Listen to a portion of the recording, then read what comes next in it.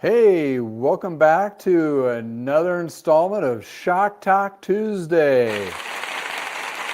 That's right, it is Tuesday in your neck of the woods. It is Shop Talk Tuesday time. And yes, welcome back to a special edition of the holiday season Shop Talk Tuesday. Oh man, what do we do during the holiday season? That is a great question, right? What do the bike mechanics do? Bike shops, independent bike shops, chain stores, whatever. We're all just going through the crazy rush of holiday retail.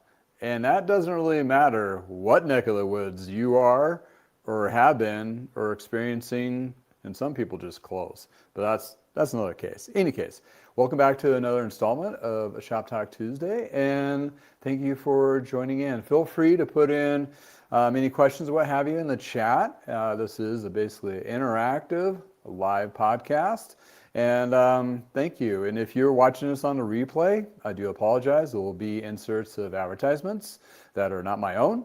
But in any case, with more ad-free, just more smart sponsorship, is watch it live. 10 o'clock Tuesday, Mountain Time, Shop Talk Tuesday here on YouTube, as well as maybe Facebook. I don't know if it's working or not. In any case, thank you again for joining us. And we have a special edition. It is the last episode before Christmas Day specifically. And I want to give a little bit of insights, and we will talk about that here in a moment, of bike shop life and what it entails this time of year and what we've been experiencing and what as consumers out there or hopefully are looking into, you guessed it, a brand new bike for their little one at home, or themselves or a significant other, any case, or, parent, that kind of thing. Bikes are a great gift, and it's one of those things, it's a gift that keeps on giving, which sounds really weird and awkward. But in any case, I'll try to keep it more fluid. And again, this is live and a bike mechanic trying to do YouTube. So there's going to be some slips and faux pas and random, misspoken. That happens once in a while. Any case. All righty. We got Chris. Thank you for joining in. Oh, what is my goal and channel in 2026? Oh, I need to put the chat up. That reminded me. Thank you for chiming in. That reminds me to put the chat up because this is streaming live on a vertical as well horizontal on YouTube and horizontal on Facebook. Oh, what are my goals? Oh my goodness. I have to get through this week first before I even think about goals. No, I've been thinking about goals for the last 3 months.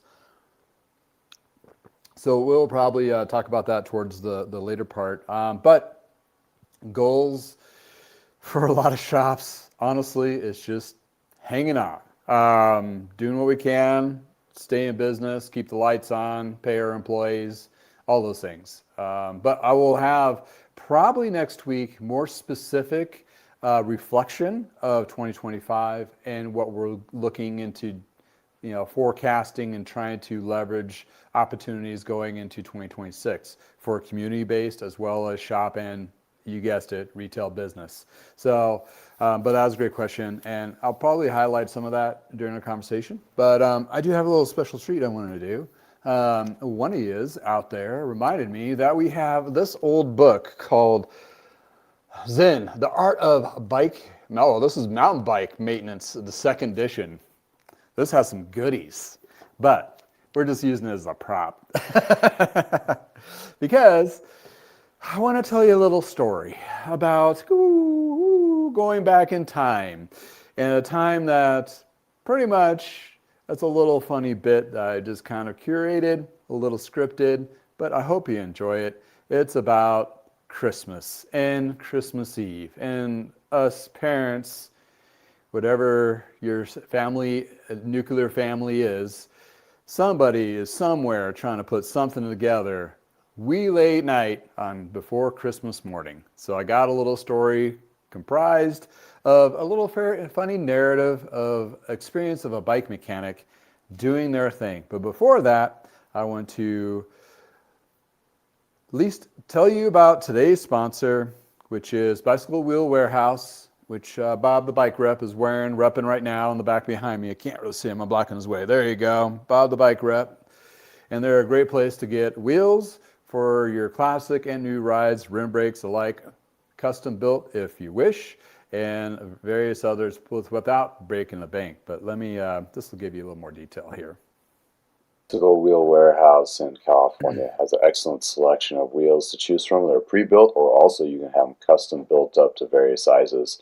You can reach out to them directly if you have something unique like the 650 wheel or a different style hub. Therefore, it makes it an excellent bike wheel set company that actually provides good wheel sets without breaking the bank. You will find them being very trusted and true. They really hold up under a lot of different riding conditions and so forth. It takes the standard old school wheel building practices and puts them in a better format. But in any case, this is a wheel set you'll be really love to have. It'll perform for you for a long period of time, and the quality and the attention to detail is superb. You'll find information about this company in the description below, with also my personal coupon code. I hope you find a good wheel set where it works for you.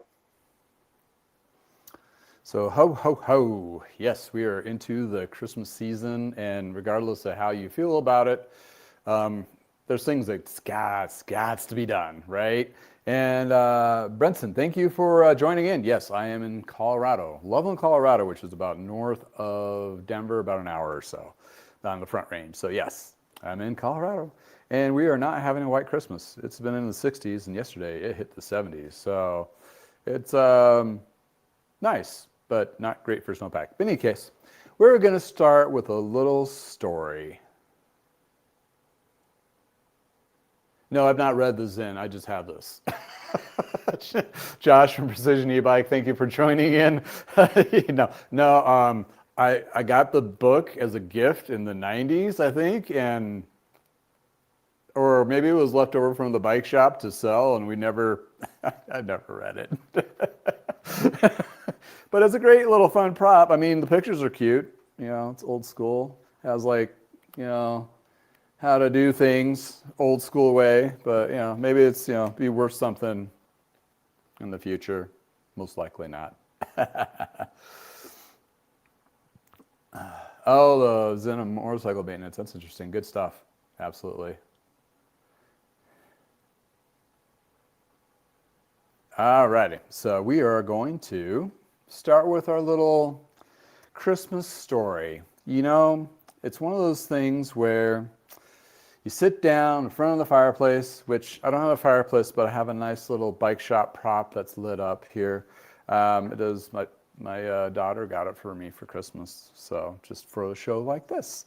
And it's basically a story about a night before Christmas, the bike mechanic story. So we're going to start off as the night before Christmas, all through the house. Nothing was stirring, not even a mouse, except for somebody then clinking and clanking in the garage, trying to put together something for Christmas morning for little kids to smile and go, aha. So in any case, I do apologize if this doesn't come out quite true. All right, pull up a chair, warm your toes. Another Christmas Eve is here. Another mug of something potent. It's just coffee.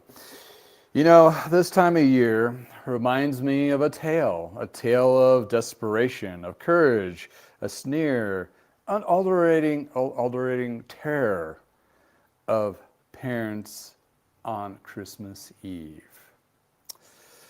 See, most folks think Christmas magic is about reindeer and elves, but let me tell you, for us mechanics, the real magic is in a dimly lit garage, fueled by coffee and the sheer will to avoid disappointing kids' faces on Christmas morning.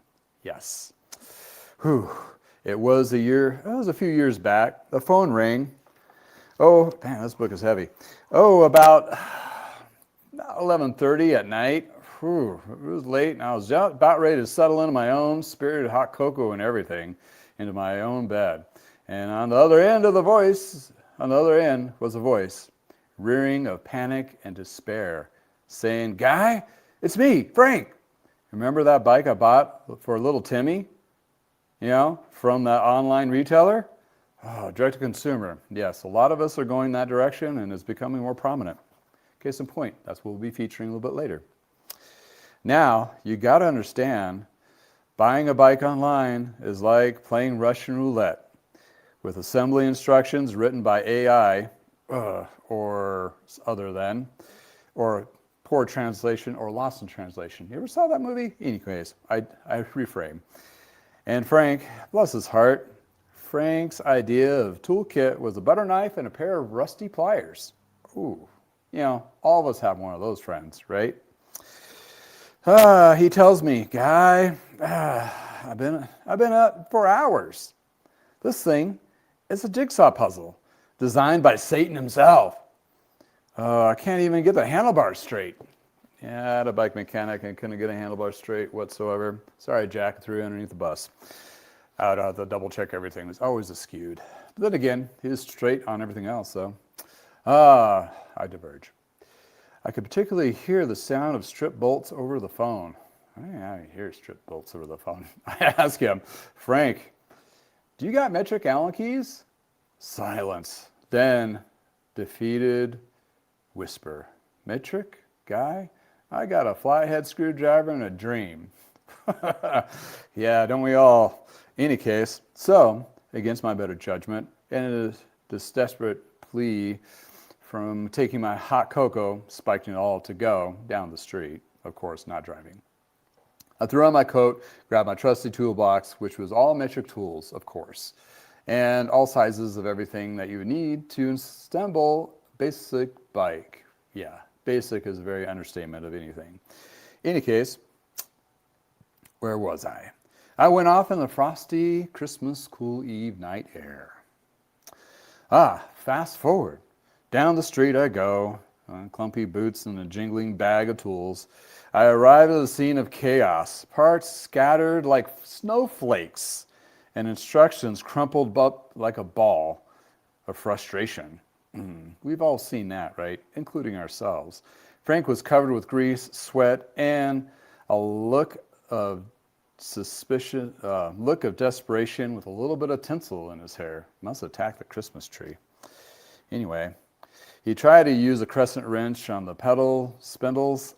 Crescent wrench, I swear this man is a menace.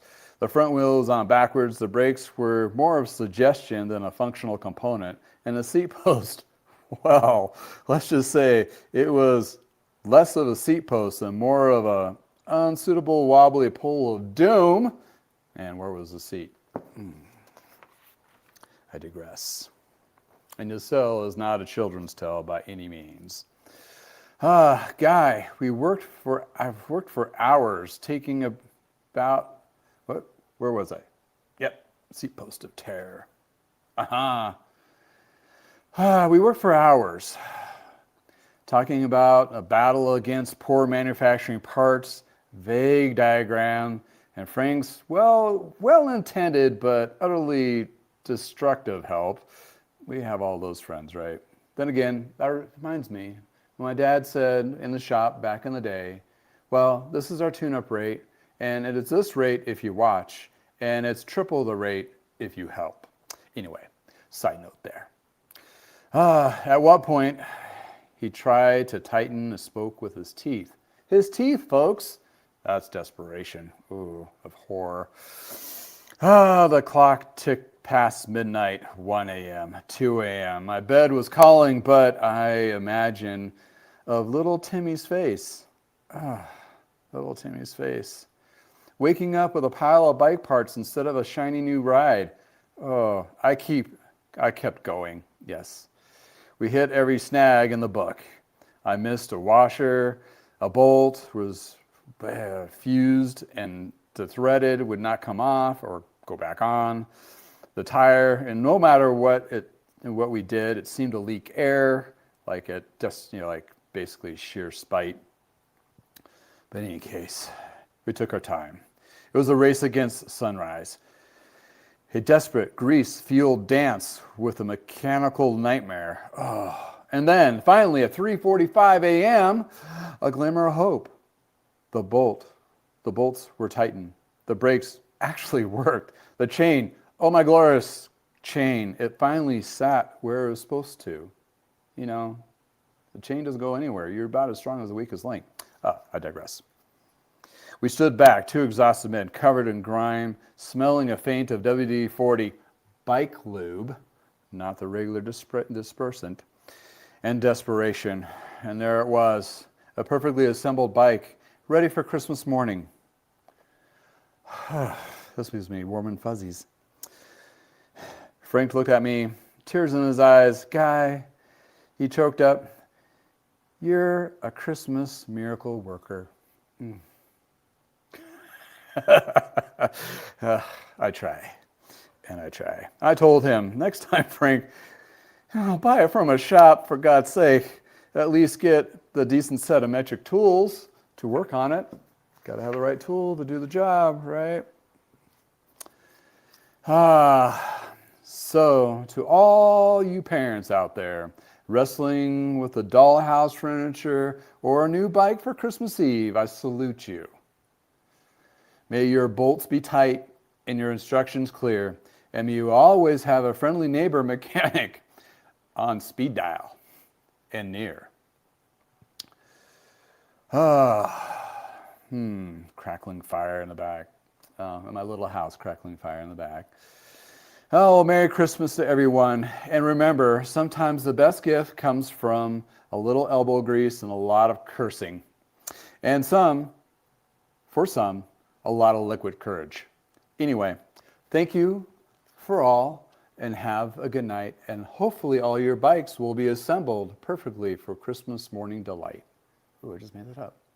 In any case, thanks for hanging out with me, and thanks for reading from the Zen of Christmas Horrors. In any case, that concludes my Christmas story, and on to the show. Very popular chain process or waxing of vital bike chains provides brand names like Shimano, SRAM, and various others to be cleaned in high detailed 5-step process and then waxed to your professional level with either speed chip or endurance chip, which has been proven to have better performance and better lasting events and recreational riding. It takes care of the messy process, and all you have is the clean wax chain ready to perform. Check them out. Discount code with a link below. Yeah, you can find all the compile of links, well, basically through my website on preferred or approved partners, any kind of thing. It's a good place to start if you're looking for your bike journey. Thank you for hanging out with me on Shop Talk Tuesday. That was my little Christmas rendition, and that went a lot faster than I thought. I try to practice as much as I can. Again, I'm a bike mechanic trying to do YouTube live podcast, so good luck. Hold on tight. We have a pretty fun show here. I got a couple items in my stand I want to really feature and talk about that really hits home at this time of year. And those who are about ready on the Christmas Eve, oh, what do we have to do? Put this together? Or by the way, I picked this up. It finally came in, and yeah, you're going to have to put that up, put together in the middle of the night.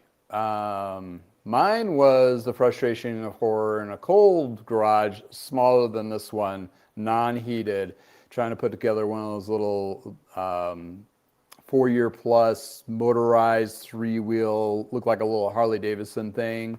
And my former partner at the time was extremely miffed at me for taking too damn long in the garage trying to get it together to be a surprise. So my heart is out for all those who are dealing with all sorts of stresses of this. And hopefully, if you have the time to listen to this podcast, get yourself a little prepared and a little extra liquid courage and pack a little extra patience, because it's going to be a freaking ride, people. Any case, shout out to those that are in the chat. Yes, I'm in. Oh, you're in Dillon, or close to Dillon. Oh wait, where are you, Brinson? I was in Dillon yesterday. I went through snowboarding. Miss snowboarding. Oh, going back to Texas. Yeah, we have a lot of invasions of y'all from down there. Not just kidding. It's warmly received because the tourism up there is what drives a lot of economy in Colorado, the ski season. So hopefully the snow was, I know it was probably went great, but the best time, if you're going to be snowing or skiing and snowboarding in Colorado, actually the best time is in February and March. That's when the depths of the deepest snow, and you'll have less lines, and it's a hell of a lot more fun. In any case, side note, I degrade. Degrade? Nah. In any case, Joe, thank you for joining. Greetings from Canada. Thank you for chiming in. Hope you're keeping warm up there. Chiming in from Facebook side. Oh man, you're really I'm an alpine snowboarder. I don't do the jumps and flips and things. That's just, I did once. Not on purpose either. And I was like, done. Yeah, no, this garage is heated and it has 3 bearing walls to the house that keeps it a little bit warm, and it is insulated. Also, it's southern facing, so this time of year the sun comes beaming right through the garage and warms me up nicely. So life is really good here. All right. Yeah, I preheated mine a little bit too. Oh, now you're going to go to Pagosa. Yeah, you'll have a great time, Brenton, snowboarding, skiing.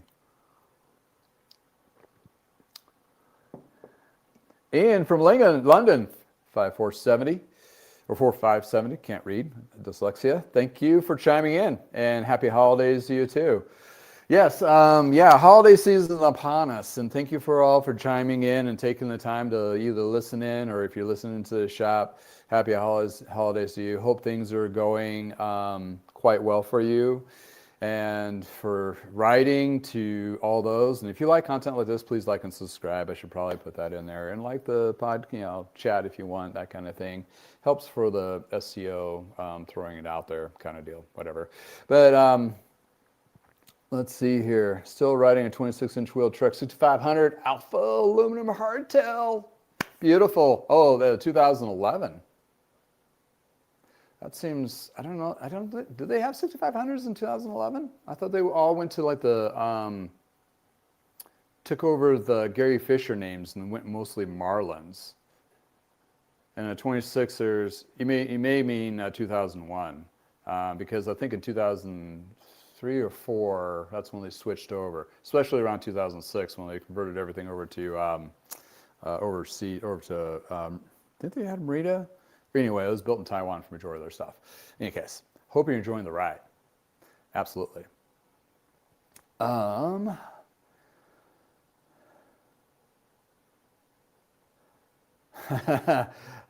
They're trying to do the big slopes. Yeah, I got good enough snowboarding back in the day to do some blacks, but that was my younger 20-something and dumb bouncing stage. So then I was mountain biking to the same slope during the summertime. So it's a lot of fun. Some of the resorts are beautiful in the summertime to do a lot of those riding, which if you have resorts in your area, you've probably taken advantage of that as well. All right. Oh, they did there? Interesting. Well, they must have had a different SKU or model spec for Europe. Some companies do that, so it really confuses me. Not to say I'm like perfect by knowledge, but what I was experiencing may be a little bit different than what you were experiencing, and it's the same experience, just different stuff. And maybe the test naming in Europe, maybe they didn't like Gary Fisher names, like the Marlin and Big Sur and all that stuff. Who knows? Or maybe they had some kind of a trademark conflict, something like that. That could be too, in any case.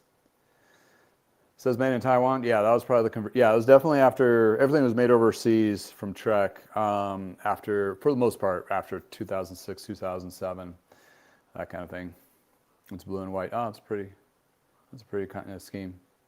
Keystone Ski Area was huge.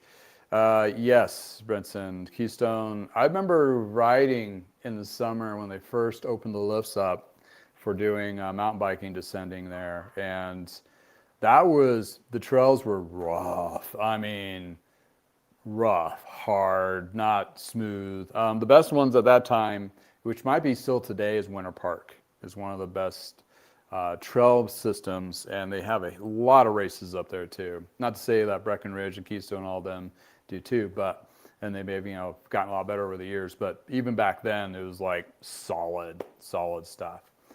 In any case, we're going to talk about Christmas and the stuff you're like sitting in your garage and like, oh, how am I going to sneak that and build it while the kids are still asleep and all that good stuff in between.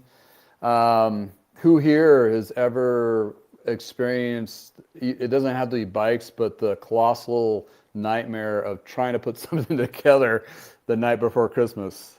I mean, believe me, I think most often or not, we've all had those, or had a spouse just totally lose their crap.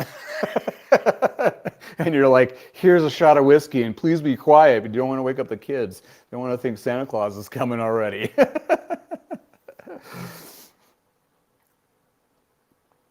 Where may I find book bike maintenance for repair? I will need to study that before starting touring. Rising, no problem.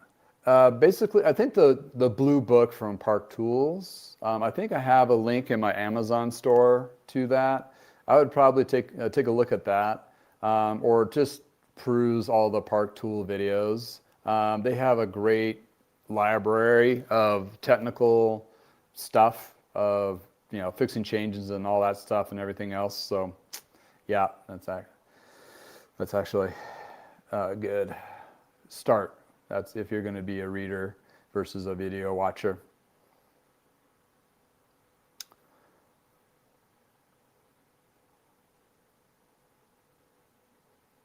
You're talking, we got when you have the Rocky Mountains that cut through us up to Canada, there's a lot of good activities all year round in those mountains.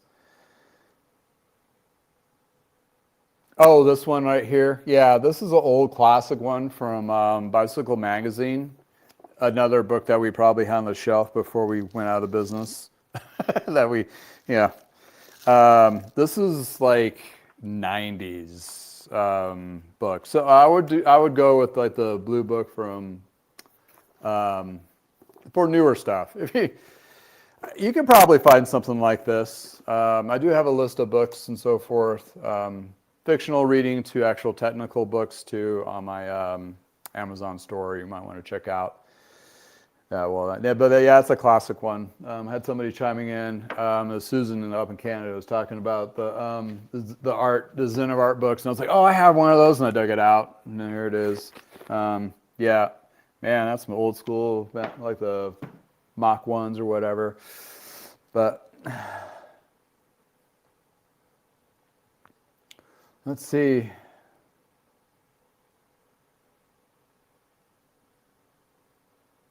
Okay.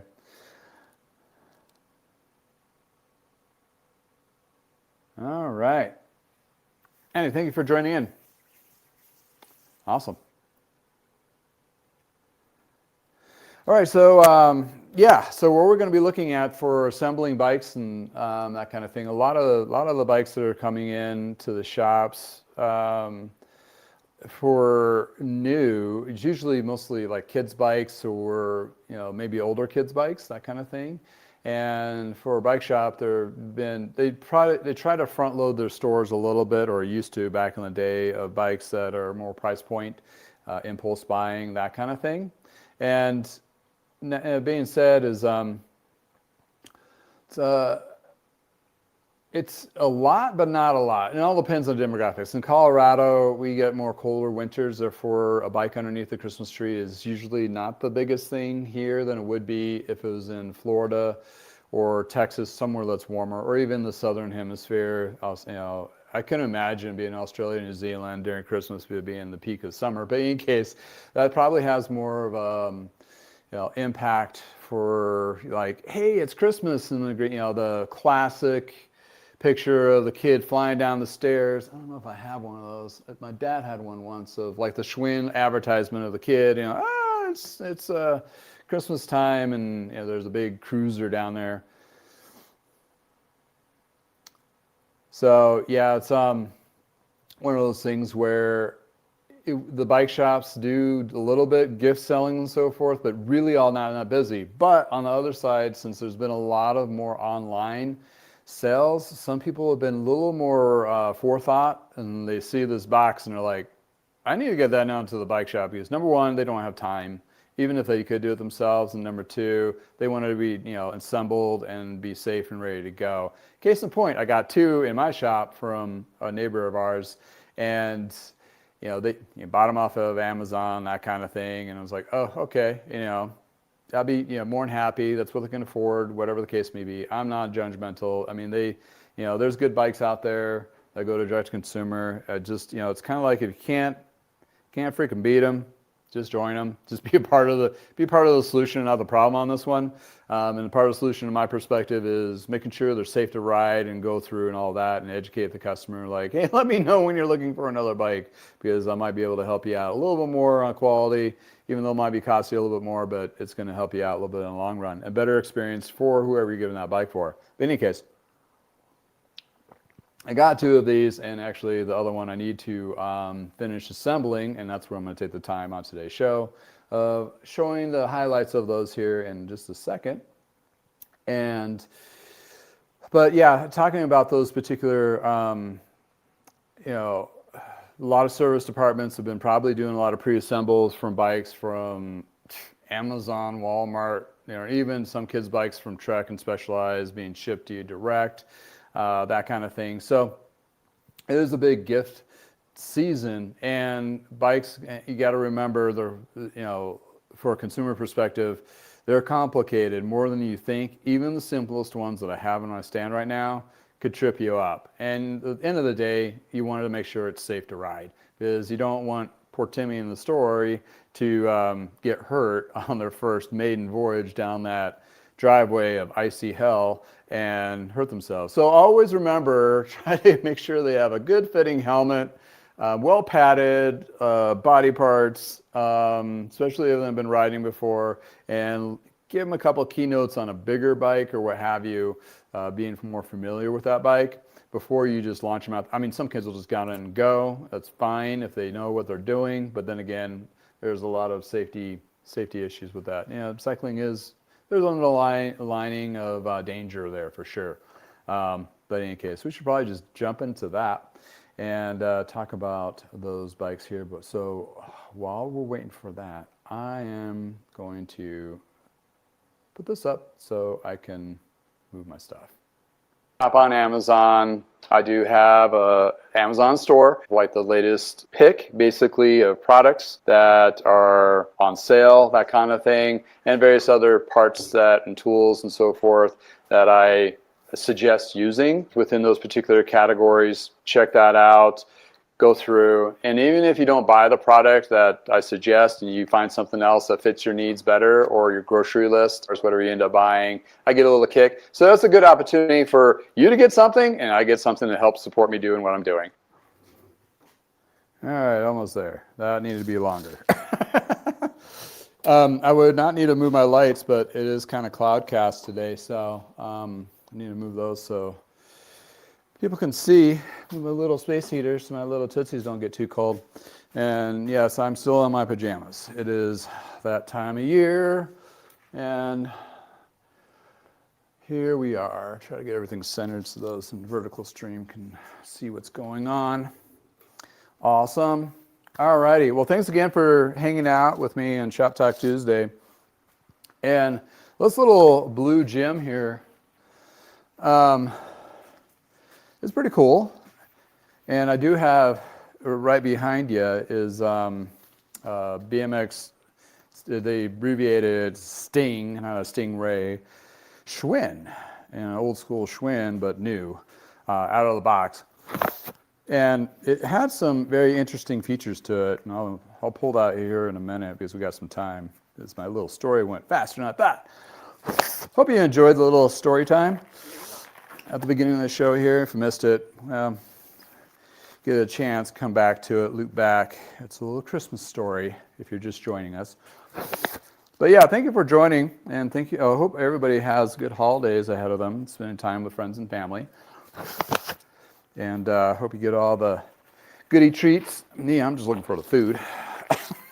Got to keep this going. Anyway, it is the season, right? Yeah. So I already pulled it out of the box, and it's a BMX style. And what they wanted was a transition out of coaster brake to hand brake, which was a scary thing. And oh, I forgot my coffee. That transition goes to, a freewheel, which in other words, they're going to pedal backwards and it's not going to stop when they do that. So that's a golden nugget right there to teach the kiddos that you're going to have to stop with your hand, or Flintstone style, one of the two, which all of us have had that experience, I'm sure. And so with this little blue gem, the box wasn't identified by any brand name, and it has a V up front. I still don't know. I try to look at, I still don't know what the brand is specifically. But looking at the general portion of it, it's a steel frame. It has an alloy through a headset style, hand brake with a U brake style in the back. I'll show that here in a second, give you a different angle. A one-piece crank versus a three-piece, and just a typical BMX. Actually, I do need to switch this so you guys can see a little bit better. Maybe I can go more on the vertical side, or not vertical, but over here. Earthquake. Oop, sorry, you hit the garage door literally on the top, or the rain. Me and tripods, I swear. Okay. All right, so this is a better angle for those who are in vertical stream. Okay, so what we got is a headset versus the adjuster threaded nut style back in the day.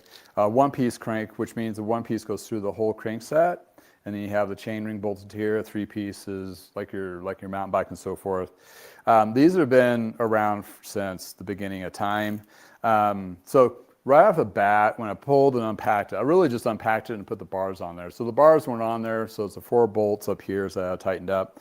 Other than that, I really just took the wrapping off of it. The front wheel on this particular one it's an aluminum rim, but it's a single wall, which means it's not as strong versus a double wall cavity. But the things that you really check that don't get hit on a lot of, when they suggest, you can assemble it yourself. And I think I'll flip through the manual. And the funny thing on this one, the manual is already missing the L. So what else is missing? In any case, the hub on this one's not too bad, but the other one I worked on, both the hubs, front and rear, were too tight. So you can just feel the bearings, crunch, crunch, crunch, crunch. So the idea is as smooth as possible and not loose. So that will need to be addressed and adjusted. And the headset was the same, and this one was here too. To adjust these, you got to loosen the side bolts here and adjust it with the adjuster cap on top. This one has a little plug on top where you're like, oh, where's the bolt? Well, it's underneath this little plug, and that's how you can get to it to adjust it, that kind of thing. So, but you need to loosen the anchor bolts first. Watch some videos on that if you need to. So have your phone with you and YouTube up and be able to adjust hub. Because quite honestly, these little lost in translation manuals may have something in there, but it's not going to make any sense probably in your language. So most likely it'd be better off just to YouTube it up, how to adjust the front hub, how to adjust a headset or a headset on a BMX bike, how to adjust this, a one-piece crank. That's going to be your best bet. And how to adjust, identifying what the hell brake this is a U brake.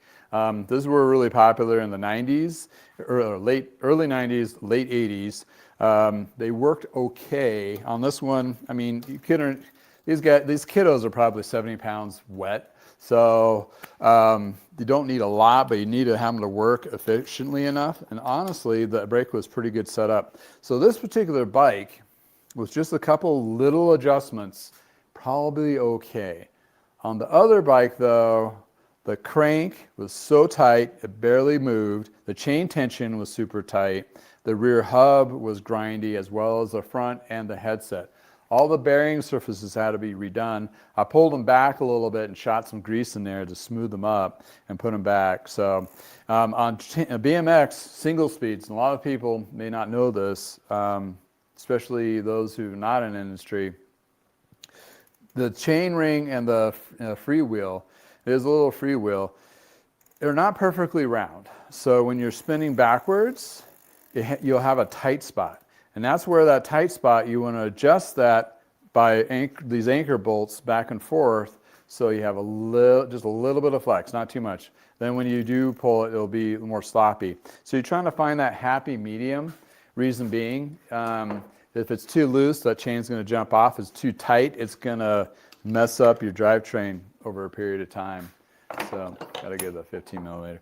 And again, these are all metric, regardless of where you buy your bike. Most cases they are metric on that. So what I'm also going to do is I'm going to go head over to the store and get some sealant for my buddy neighbor, because I know he doesn't want any flats. And these things are tanks anyway, so once the extra 4 ounces or 8 ounces of fluid in the tires to keep them from having flats and that kind of thing. So that's something to think about, for all the bikes, depending on your neck of the woods.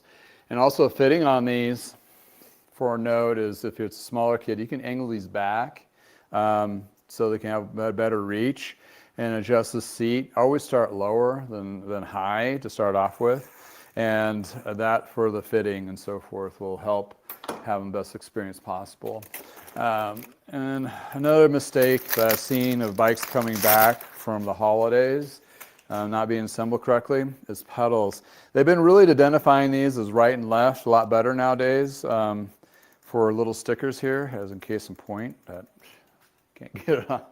Can't pull it off with my fingers, but the easiest way to do it. R is your right foot, like you're sitting on the bike, and there'll be an R and an L, and a left is on the other side. You want to put a little dab of grease on these guys. Now it keeps it from seizing on there, so if you ever need to take them off at a later date, and especially with kids, and also this comes with a big old R on theirs, it's pedaling backwards, and that's what tightens. Pedaling forwards is loosening. So that's the easiest way to remember versus reverse thread or backwards thread or what have you. Now I got the sticker on this other side.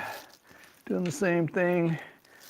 They have an overlap on purpose, so you don't goober the wrong pedal. And you want to be able to put it on freely with your hand without a tool to start off those threads. And that's with pretty much anything on a bike. If it's super stiff right out the gate, it needs to be either tapped, make sure that burr is, clean, those threads are clean, or it could be a scenario where you cross thread it, where if you put it on the wrong side, it'll start maybe a little bit, but not with your fingers. But it's usually a 15 millimeter. This is a pedal wrench, but it's 15 millimeters for these, for most bikes. But then you tighten it out there. So there's the little gold nuggets on a single speed like this guy here. And for the brakes, you definitely want to YouTube that video up so you know what you got yourself into. And again, if anything is a question, take it to your local bike shop to be safety checked. I mean, that's just a good philosophy there. The cost on something like this may not be too terrible to have them professionally build it. So you might look in that avenue. I mean, 2 days before Christmas, you may not, but you may have an opportunity to have that done, depending on how busy the local bike shop is. But in my years past, it really hasn't seemed to be too terribly busy. So that's in my neck of the woods. It may be different in yours. And on the front wheels, on a lot of these, we'll have these little safety washers with a hook. You want to make sure those are in place. And tires sometimes on these guys are directional. So you want to keep that in mind as well on that. So all here still has a whole bunch of Christmas shopping to do. I do. I'm going to be busy.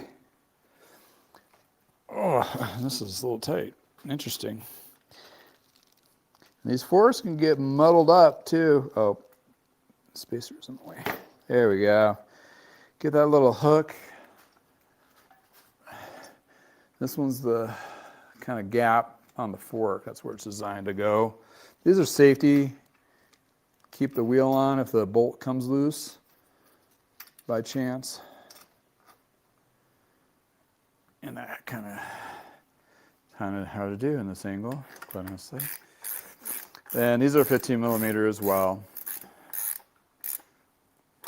And you want to tighten, make sure they're both equally tight, both sides.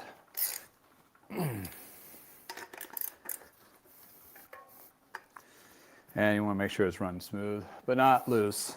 And when the front wheel's on, then you can adjust the headset on the ground and also double check the alignment of the bars. So you really don't really fuss with that until the end there. So yeah, later today I'm going to go grab some sealant. They're going to pick it up probably sometime tomorrow. Put some sealant and tires on this one as well as the Schwinn that I worked on, that kind of thing. So this is not too bad. Actually, this is probably better than the brand name Schwinn one that I have over there. The other tricky bit is the freewheel on this one doesn't have a specific key to take it off. So it's almost, once it's put onto the rear wheel, that's it. It's not going to come off. Then again, kids' bikes like this, they'll run them into the ground. Will this one take a duration of another kid, like a hand-me-down or a donation? Possibly. It is a steel frame. It has a little bit of chunk to it, but not too bad. And is this a 20? Or did they go a little smaller? Yeah, this is a 20-inch wheel on this guy here. So you can, customize it if you want for a kiddo to put pegs on there. This one did not come with pads. It did come with a chain guard though. Various other bits. It did come with like a funny little sticker kit. So you can get some little stickers on there.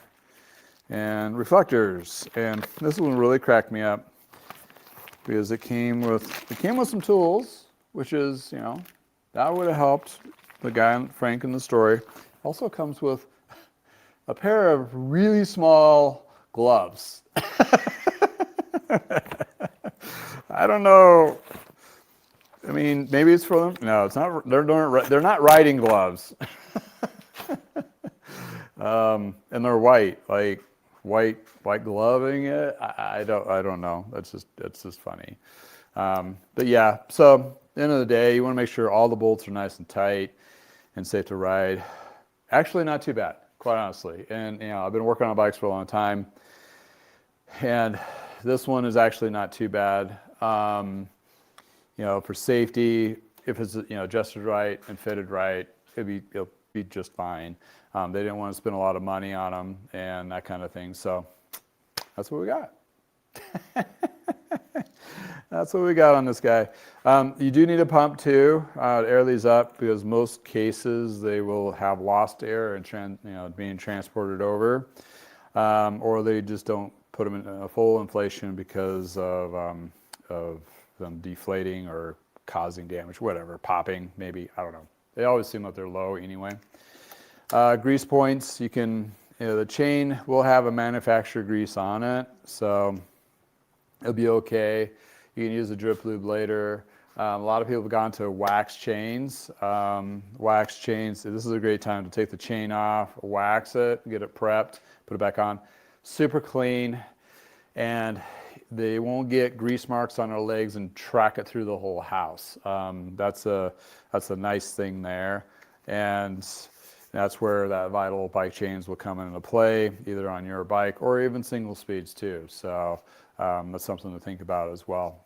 But yeah, that's what we got on this guy. Yeah, after the show, I'll probably do, obviously I'm going to do the sealant on it and double check everything one more time because, talking and working is probably not my best. Making sure. And always, even though I am one dude in the garage doing my thing, I do look at a bike again like I didn't ever see it, like double checking it, making sure and everything and test ride it. Unfortunately, much of it, but I think it's too heavy for either of these bikes to test ride. These brakes are not designed to stop a a 200 plus individual. So keep that in mind. So you dads or other parents out there jumping on those bikes. Reminds me of the scooter days when the first Razor scooters came out. Dad would jump on them and go down the driveway, hit the curb, bam, before they know it, they're in the ER getting their hands fixed, according to a hand doctor I knew at the time. And also snowboarding was really a thing against breaking hands. In that case in point, my wife did break her wrist snowboarding at one point, and she has some titanium in her. But anyway, so that's kind of like a feature. You don't have to be totally afraid of direct-to-consumer bikes if you're buying. Just do a little homework if you can. Check the reviews is usually a really good suggestion. Make sure they have a good return policy if it doesn't turn out to be the right color or something's wrong with it and all that kind of stuff. So yeah, you want to keep that in mind. But you can find a pretty decent, okay bike to last them for the hot minute they're going to have it until they outgrow it. So, and when you're looking at the big brands, unfortunately they don't have inexpensive price point kids bikes, and not that they carry very many of them anymore because they don't really sell. They do have some high elite ones, which kind of really baffle me, but I guess there's some markets for it, of course, because they still keep building them, they keep selling them, so somebody's buying them. And when you're looking at a kid's bike that's $500-$600 versus something that's way less than that, and it's hard for a parent to justify spending that much, unless they're going to plan on handing it down 3 or 4 times, or they have the means, which is fine. But in most cases, not. The kids' bikes is the higher production through Target and Walmart and department stores and sporting good chains. So that being said, if they're assembled correctly and so forth, there's a lot of naysayers, of course, that like drinking the corporate Kool-Aid. But once you're out of the corporate Kool-Aid, I swear, you look at a bike and you actually work on it from a new stance, and it's actually not too bad. Some of them are kind of bad. I mean, this is not safe to ride, but there are some that are fine. They're heavier and what have you, and may not have the latest tech, but come on, they've been making these bikes like this for over 4 decades now, and they've gotten down the cheap factor in China for sure to crank these things out to have some level of sustainability and being safe-ish. So, but in any case, you still buyer beware, make sure there's, warranties and return availability and all that kind of stuff. And that even still goes with the brand name. So if you're like, this is, the new bikes are too expensive, but I don't want to go this route, what are you going to do? And what is a lot of bike shops that I've done provided, especially in the latest state of the state, is a lot of them have dived into used. And if any bike shop was starting to get into used, they would have been, if they were smart, picked up a good several dozen bikes, kids bikes, during the summer to refurbish real quickly, clean up, and still be pretty good. I I always see them all the time. There's really good ones for really cheap that were main brands that cost $400, $500, $600 back in the day, but they're still good. If that's the direction which a lot of people go, including me, my daughter has a used Specialized, and she loves the little thing. She rides it, even though she's outgrowing it, she's not going to let me get rid of it for her yet. So, and that thing is will hold up for another 2 or 3 kids. And quite honestly, when I cleaned it up, it was pretty close to new. It may have a couple little scratches and so forth, but nothing that is going to deter them or think oh, you got me a used bike. No, they're oh, you got me a sweet Specialized, if it's done right, it could be done. And therefore, a lot of shops, they have in the past, but maybe not as much recently, have done trade-ups, and they've acquired a lot of kids' bikes to be able to help produce that entry-level pricing for that customer, the entry gateway drug, if you will, into cycling. And you can do, a lot of shops have been leveraging that for this current market that we're in, changing into it. Unfortunately, it's only about 10% of the independent bike dealers are leveraging it, And that is going to increase. So that's definitely going to increase. And that leads us to our topics of the week. Oh, let's change this position. I feel weird standing like this. Ooh, earthquake. All righty. Is this a good? Oh yeah, there's that beautiful cline if you can see it. But in any case. Oh yeah. Oh Joe, you gotta get yourself some Christmas beer there. Yeah, I better get myself in the frame. Christmas beer. Yeah. Unfortunately, I can't drink beer anymore. I have a reaction to it. Anyway, I find other libations to drink. Mostly coffee though, to keep me going for the most part. But yeah, hey Mike Frost, thank you for joining in. Looks like you're coming in from, I think that's England. Happy holidays to you. Joe channel, check out his stuff. Joe is doing a bike shop in his basement, like a little shop. I'm not sure if it's something he's venturing to work on other people's bikes or just for himself, but he is starting a little video vlog, if you will, of his journey of doing so, which is pretty awesome. I saw a couple of them. I haven't caught up yet on the latest ones of he's done, but in any case, but yeah, what are we talking about? Yeah, used opportunities for bike shops going into 2026. Yeah, let's just dive into that. I do have time. And it was a great question earlier. I'm going to look who asked it. Let's see here. It was pretty much at the top of the show, which was a great one. I need to take these gloves off. It's hard to scroll. I hope everybody's having a good holiday. Yeah, there we go. These gloves that I got are like super thick and they work great, but my hands really tricky on them. Okay. All right, Chris, W5B, earlier in the chat, asked me what my plans are or goals are for 2026.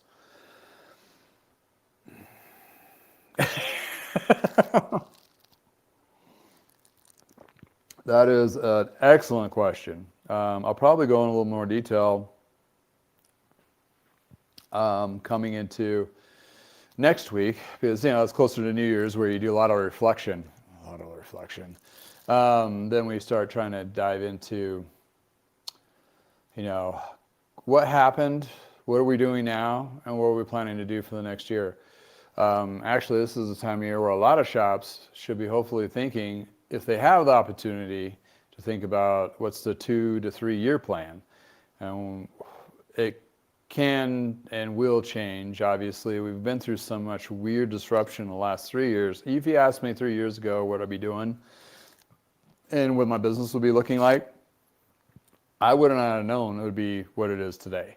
Crazy. The biggest direction is a lot more service oriented versus refurbishing bikes, more frames and parts sales versus full bikes. And I got obsessed with YouTube. And social media. So that's the direction where I've gone. Probably a lot more of the same, but what we'll really be doing in the last 6 months to 9 months is digging deep and going, what has actually worked in a profitability stance and also community building with our shops. And that's what a lot of us are going to be looking into and try to lay out the groundwork of what events we want to do, which ones we need to cut, what process of business are we going to need to look into doing more of. A lot of it's going to be more service heavy because that's where the dollars are being spent right now. And used frames, parts, wheels is another perspective of selling products. The inventory that's new coming in is really fuzzy, honestly. You may not be, as a bike shop, regular bike shop, traditional bike shop, doing preseason orders, I've heard stories of they're not getting everything. Everything's been limited, and the prices have gone up or gone weird.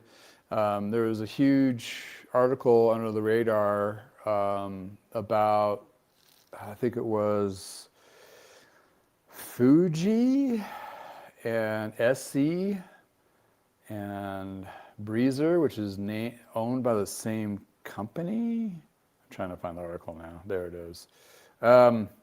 Which just landed yesterday. I'm talking really slow. I don't mean to. I'm sorry. Because I'm trying to think and scroll at the same time. Which is PGW. And I got to reread this article again to kind of unpack it. I saw Fuji and SE and Breezer at Cabda bike show last March in Las Vegas, and the lines looked really good. We used to be a Fuji dealer back in the 90s. We had a Fuji rep, which looked like part of the mob. He had a Mr. T starter kit. For the life of me, I'm forgetting his name.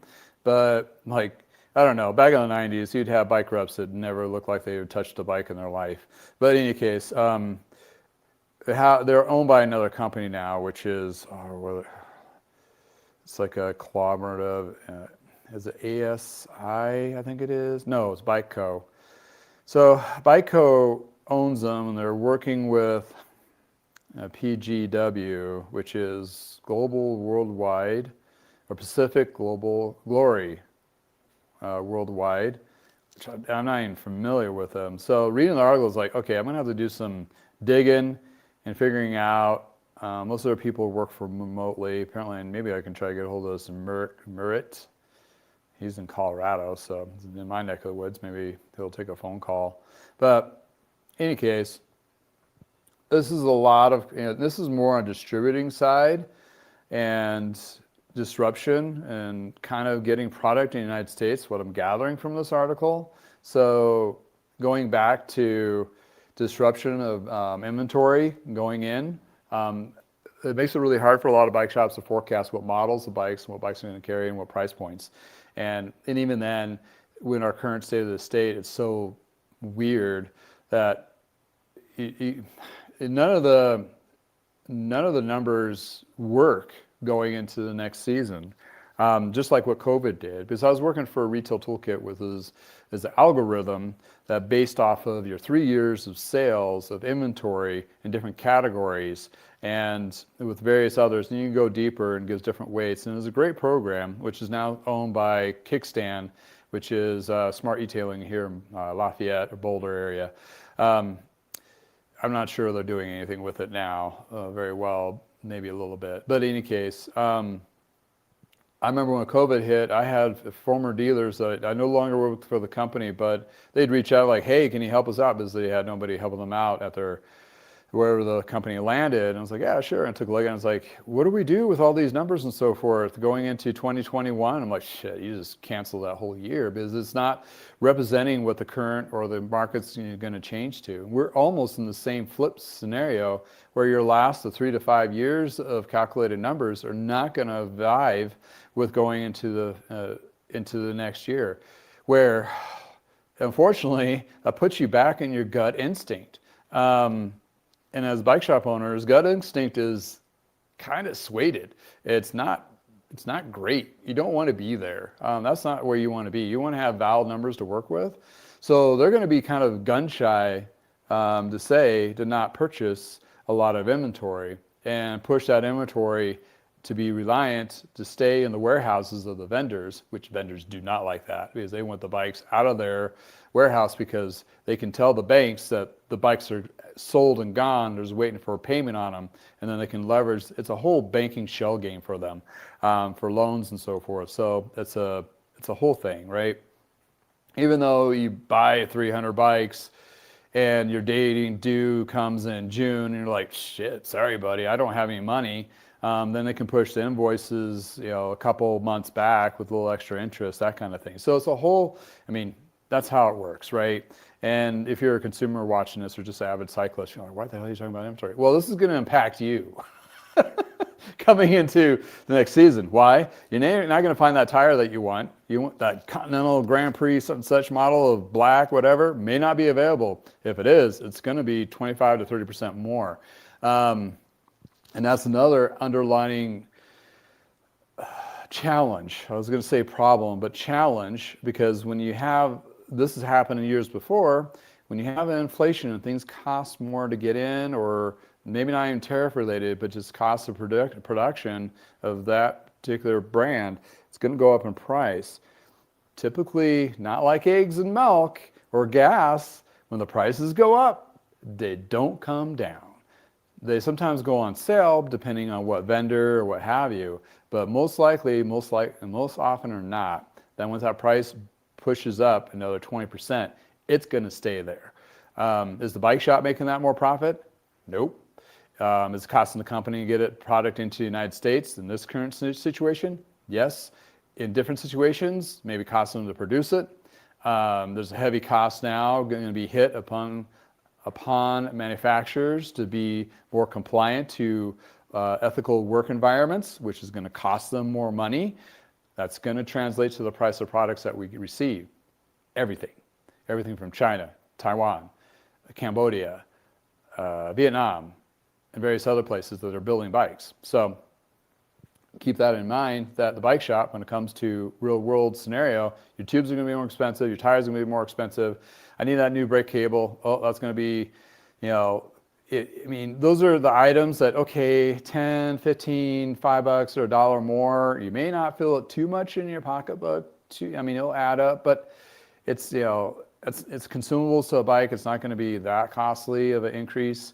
But the full bike, once those come back in and stabilize for inventory, which they've been trying to stabilize for the last 5 years, but within the next 2 years, they're going to restabilize because they're going to retract a lot of SKUs, a lot of models, and then all of a sudden there's going to be a demand, a want, but less products, and they're going to be really gun shy of producing products to do over fulfillment because they don't want to discount anything anymore.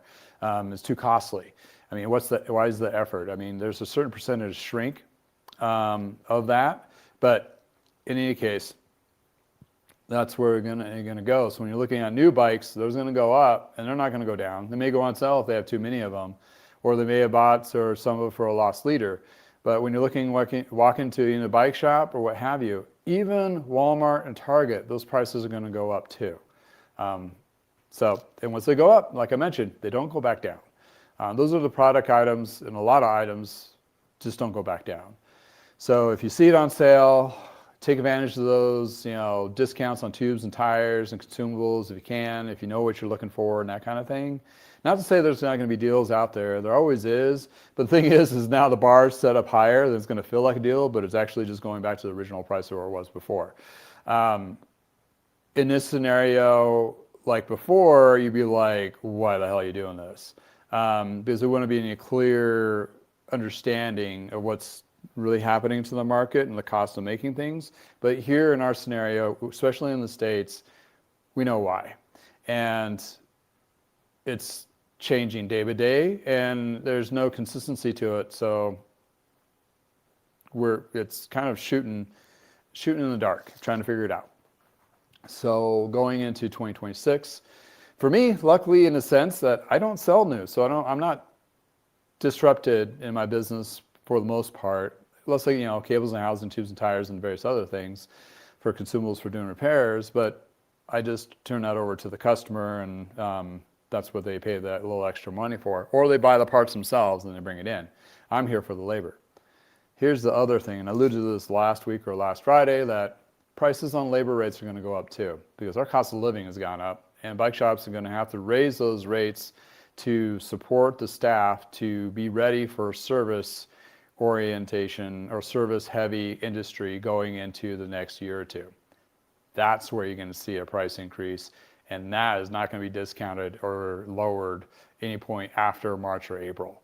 So take advantage of those tune-up specials in January and February on all your bikes.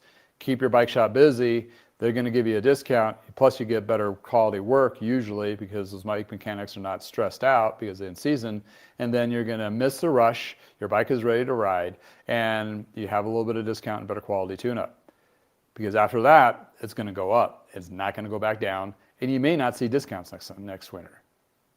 May or may not, and if they are, they're going to be less aggressive. Right now, bike shops are leveraging service so much to keep them going and keep the lights on. It's something they have to keep working on, and keep pushing and marketing and so forth going into the next year. That's the only thing they have a tangible grip on and understand is the service aspect of their business. And you bike shop people that are watching and listening to this, you can go definitely thumbs up. We're right there. Or let me know in the chat like, oh, nope, not for us. We're selling a whole bunch of $5,000 bikes. I'm like, okay, great for you. Are your margins being eroded though? Or you're anticipating it being eroded here soon? Or you found some great deal from a great vendor, let me know. And then we can share like, hey, everybody's going to go with this vendor because they actually have products and they're keeping the prices low. Well, I think you're going to find it's me more often and less of that. Kind of nuts.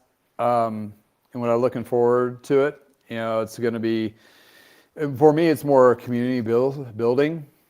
And that's kind of crazy for, you're looking at a guy on YouTube, it's like community building, and you're like thinking YouTube and becoming more subscribers and all that. It's like, sort of, yeah, sure, absolutely. I mean, that is kind of the direction of my business is split to, of course. But building a community locally is other thing that's a very big focus because they're the ones that are keeping the lights on. The tune-ups that are coming in and buying bike parts and frames or what have you. That's what keeps this this roll and go. So yeah, diving a little more into service, more community building, doing events, helping other bike shops in my local area as well as abroad. Those kinds of things is what hits my heartstrings and what I'm shooting for. So it's not just a power grab for more money. No, well, there's no money like that in my level of business in bicycle retail, along with a lot of other retail in bicycles. But we're here for the passion. We're here for the devotion of getting people riding and riding ourselves and being part of that. So we try to give that warm and fuzzy thing, a feeling. And, anybody that's been in the industry for a long time, that's what we're due. That's what we do. We don't know any better. We should, but we don't. But in any case, that's how I see my next season going into 2026. I'll probably lay out more of a defined line and detail and how to, maybe the next week's show, for those who have shops. Because even if you've been in business for 10 to 15 years, this is uncharted, well, I wouldn't say uncharted waters completely, but it's a lot different than any normalcy of retail experience that you have felt already. And there's some big gears that need to be shifted and they need investments and getting into and going forward and taking advantage or help building up the communities that need a specific thing that they're willing to pay for. That's the big tricky thingy there. But there's plans for that, and I've watched a couple industry podcasts where bike shops are not leveraging used, and they should, especially if they're in kind of populated area. Even if you're not, just order the crap in from eBay or something and just get it in. I don't say crap lightly. I'm sorry. I meant, inventory. You can leverage it. The prices are there. Or get a hold of, some other shops or buddies in your industry like, hey, do you have a lot of used? I'll buy them off of you so you can get your running capital back, so they're not taking over your floor space and you haven't gotten around to it. That's another opportunity too. It's becoming more, bike shops are becoming more threatened to sustain and survive, so we got to rely on each other a little bit more so and to be competitive against each other. There's ways to be buddies and really work even in your same market to make you both survive. Where I didn't get that warm and fuzzies back in Parker Bikes days back in the 90s because our competition just wanted us out of business. Then that guy was a complete a-hole. any case, and I still hold a grudge. Always will to the day I die. But regardless of how his journey ended up, which he had a great failure, which made me feel a little better, but it can't be like that anymore. You know, it shouldn't be, because there's not enough bike shops, and even with corporate stores, they need to rely on their local shops to help support the community. And you know, obviously, some of those corporate stores think we are the end all be all of everything, but here's the underlining issue with that. If any of those corporate stores are watching, TNS and P, or would that be M? Anyway, your people that work for you have worked in local bike shops, and they have those connections, and they have those friendships.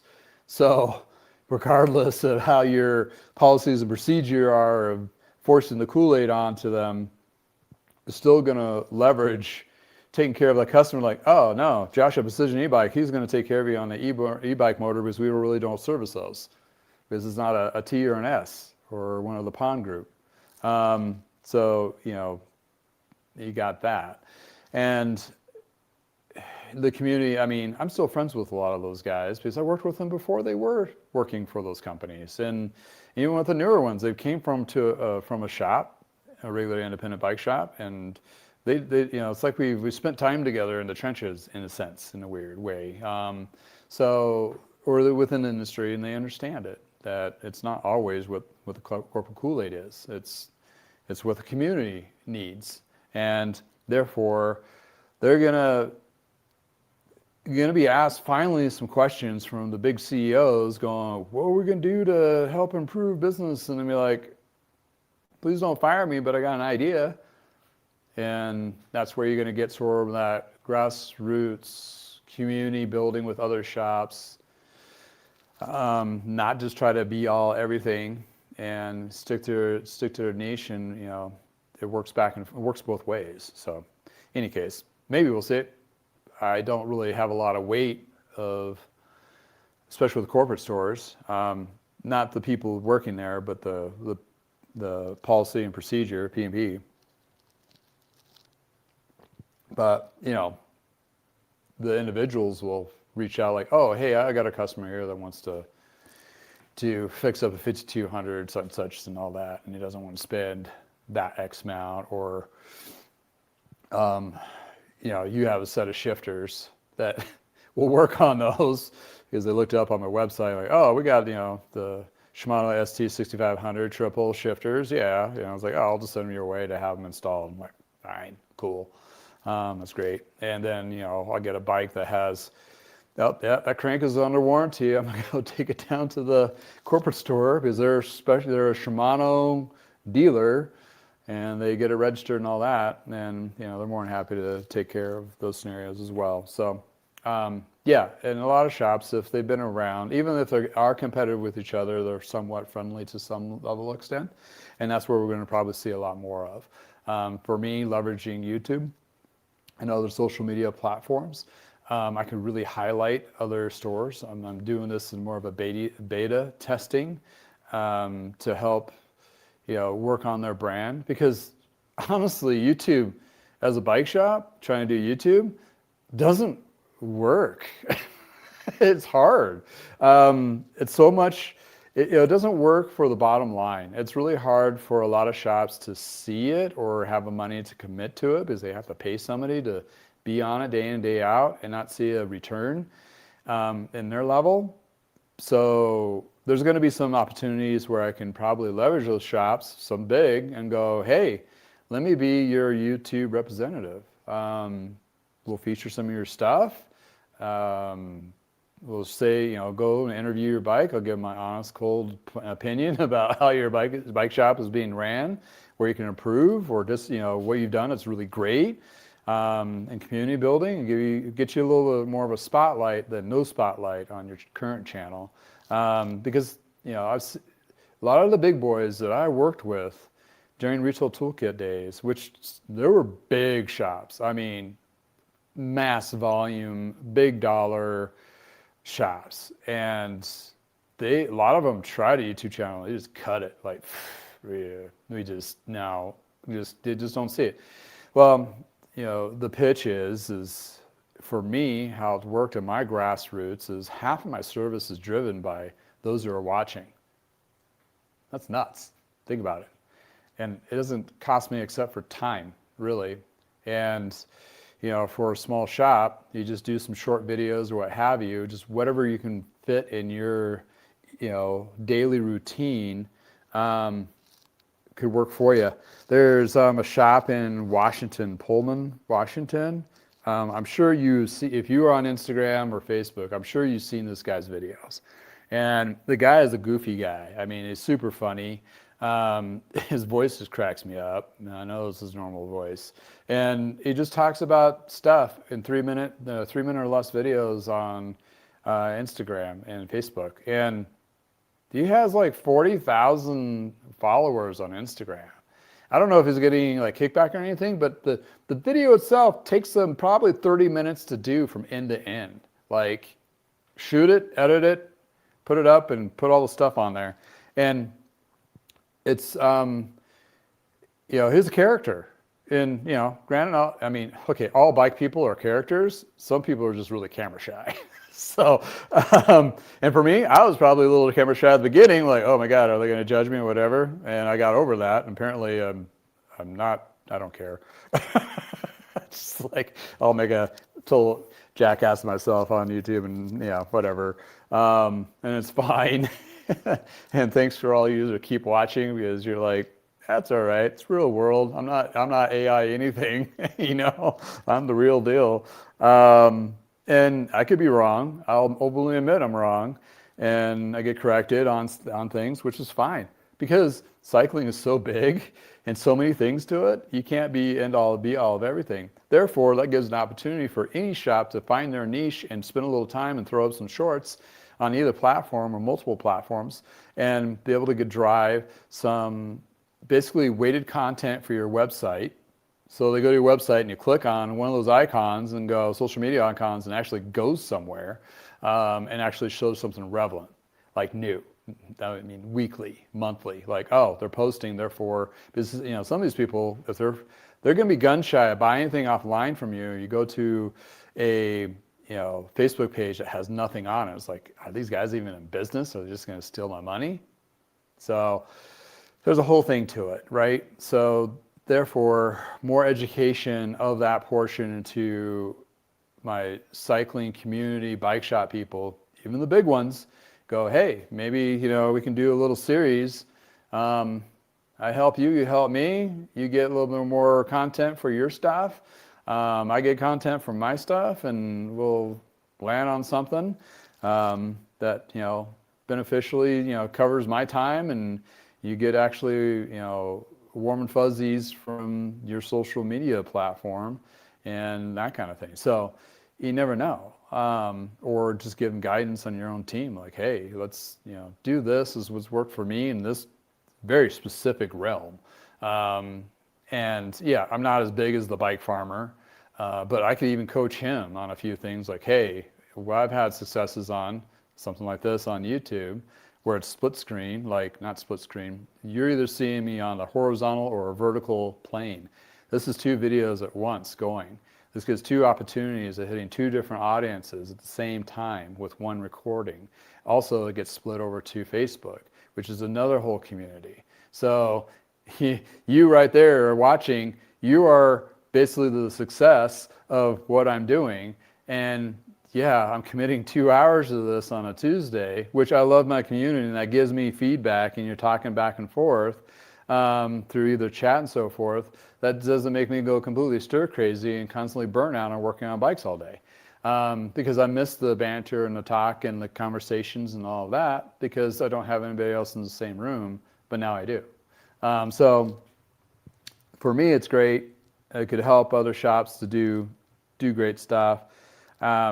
Just even novice cyclists, just riding, which, there's enough, I'm sorry, there's enough content for the elite riding, like the racers and the high-end stuff and the polished new things. I mean, yeah, I like it too, ish, to some level, I've gotten to an age now, I guess I'm old and fuddy. I'm like, why is that? It's dumb. It's like people just want to ride bikes. I just want to ride bikes. I don't need to be in a high-end racer. I don't want all my cables to be tucked away.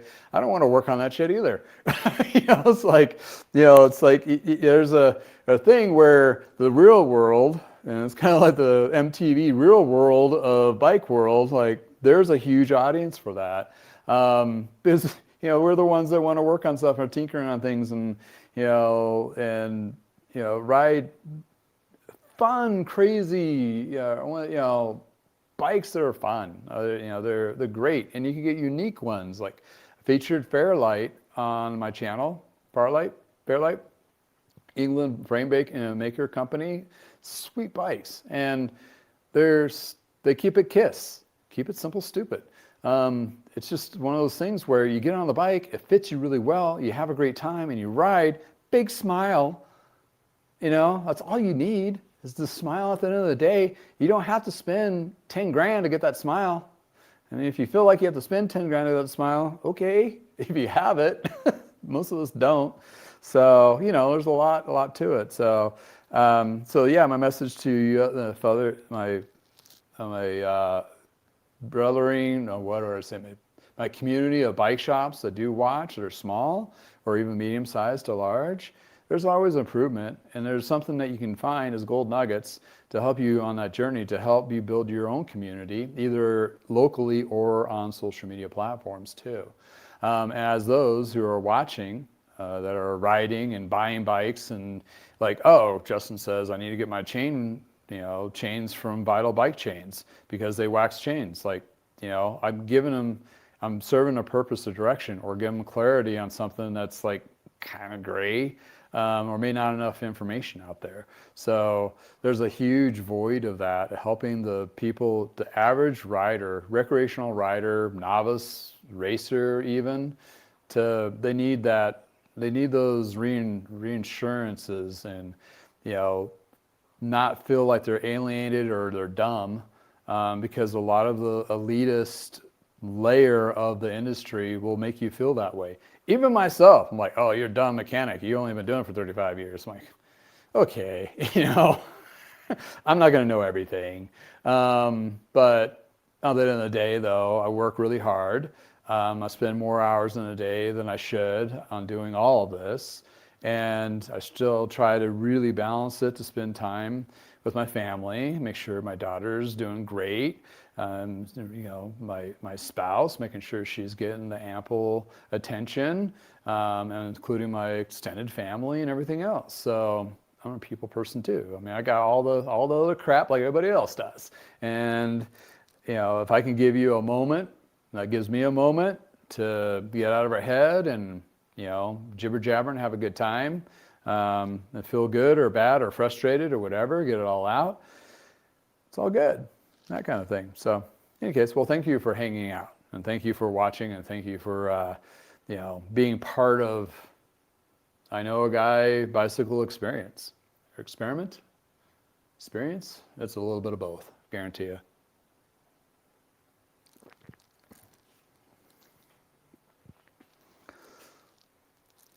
Oh yeah, Joe O'Channel, that's a good one. Yeah, some of the smaller shops in the United States, or everywhere, have cool little channels. They're either leveraging either YouTube or other platforms. There's a couple like on Instagram that are like in Europe based. They do short little fun videos. There's one I think in France. I forget the name of it. And this is just like they do a whole bunch of old eclectic road bikes and builds, and they have like all these cool frames and do all these like little build outs and all that. I'm like, that's pretty sweet. I love to walk into that shop and just take it in, right? Just like smell the rubber and get the vibe. And I may not even speak their language, but I can tell, bike language is bike language. We talk Shimano and Campanolo and various others. I'm sure we'll be just fine, especially with the AI on our phones translator. It's so Star Trek-y now. It's so crazy. Oh, thank you, old man Daniel. Really enjoy the chat. Appreciate you sharing your knowledge and experiences with us. Merry Christmas and the best wishes for all for a happy, healthy, and prosperous 2026. Mrs. Oh, Ontario. Oh, Mississauga. Oh, I'm going to butcher that. Oh, when that'd be on. Is that Ontario? Is that Canada, right? That seems like a postal code of the Canada. Well, thank you, old man Daniel, for chiming in. And hopefully you have a good holidays, as everyone else, and get some riding in and have some good Christmas holiday festival, whatever you do, whatever's in your family ecosystem, because it's for us in the States and a lot of countries, the holidays it's a thing, but it's so big. I can't only imagine how it's like, some other countries' regular work week, and I'm like, damn Americans, they're on holiday again. It's like us when we're trying to call China. It's like, Chinese New Year's? What the hell? It's in February, right? I joke. I'm just joking. Don't take it seriously. But that's what makes us all different. And, it's great. And to be able to embrace it and all that. It's awesome. It's awesome. I really get a kick when other people chime in from other countries. It just really opens my world. Like, it's mind-blowing. Like, wow, I'm actually entertaining somebody in a different country that's not within even my own ecosystem. Even with those that are in the States, like, wow, the reach is just nuts. Just nuts. And it's great. It's warmly received for sure. Also, another big note I like to do in 2026 is have more positive. Can we work on more positive things and topics? Please, industry, everybody else out there.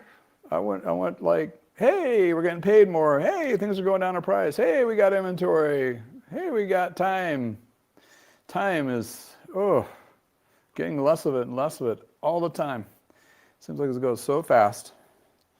So fast. Yeah, I'm kind of reflecting because my daughter just turned 10 this month, and it's her golden birthday too. So we were in New York and did a whole trip.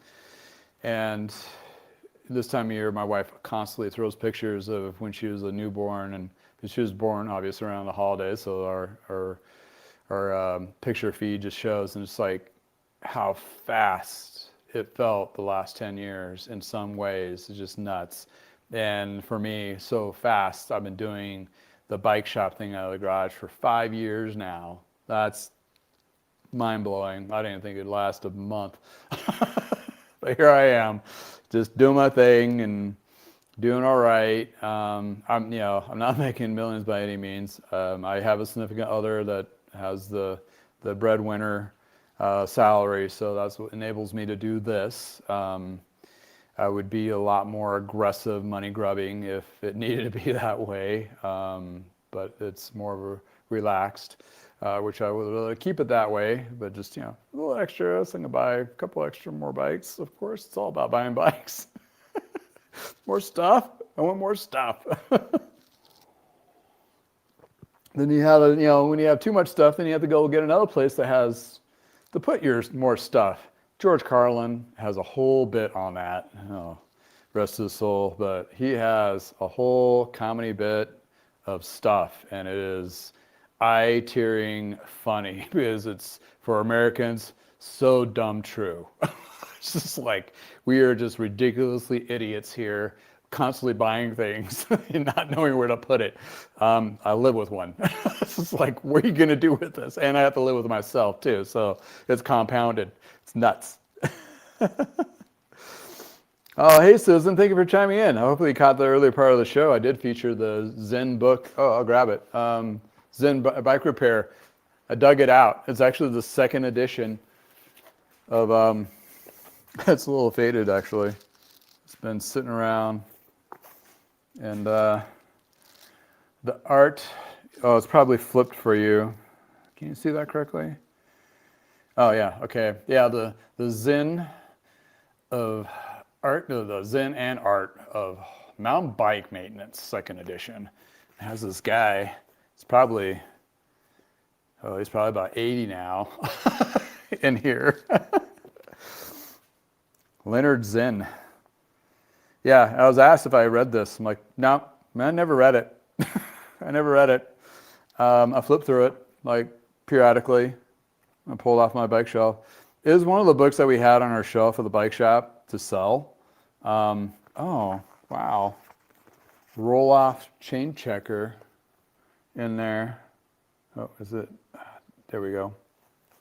That goes to Bill at Vital Bike Chain, so he'll get a kick out of that. Oh, they're even talking about the Shimano snap pin link things they had. Huh.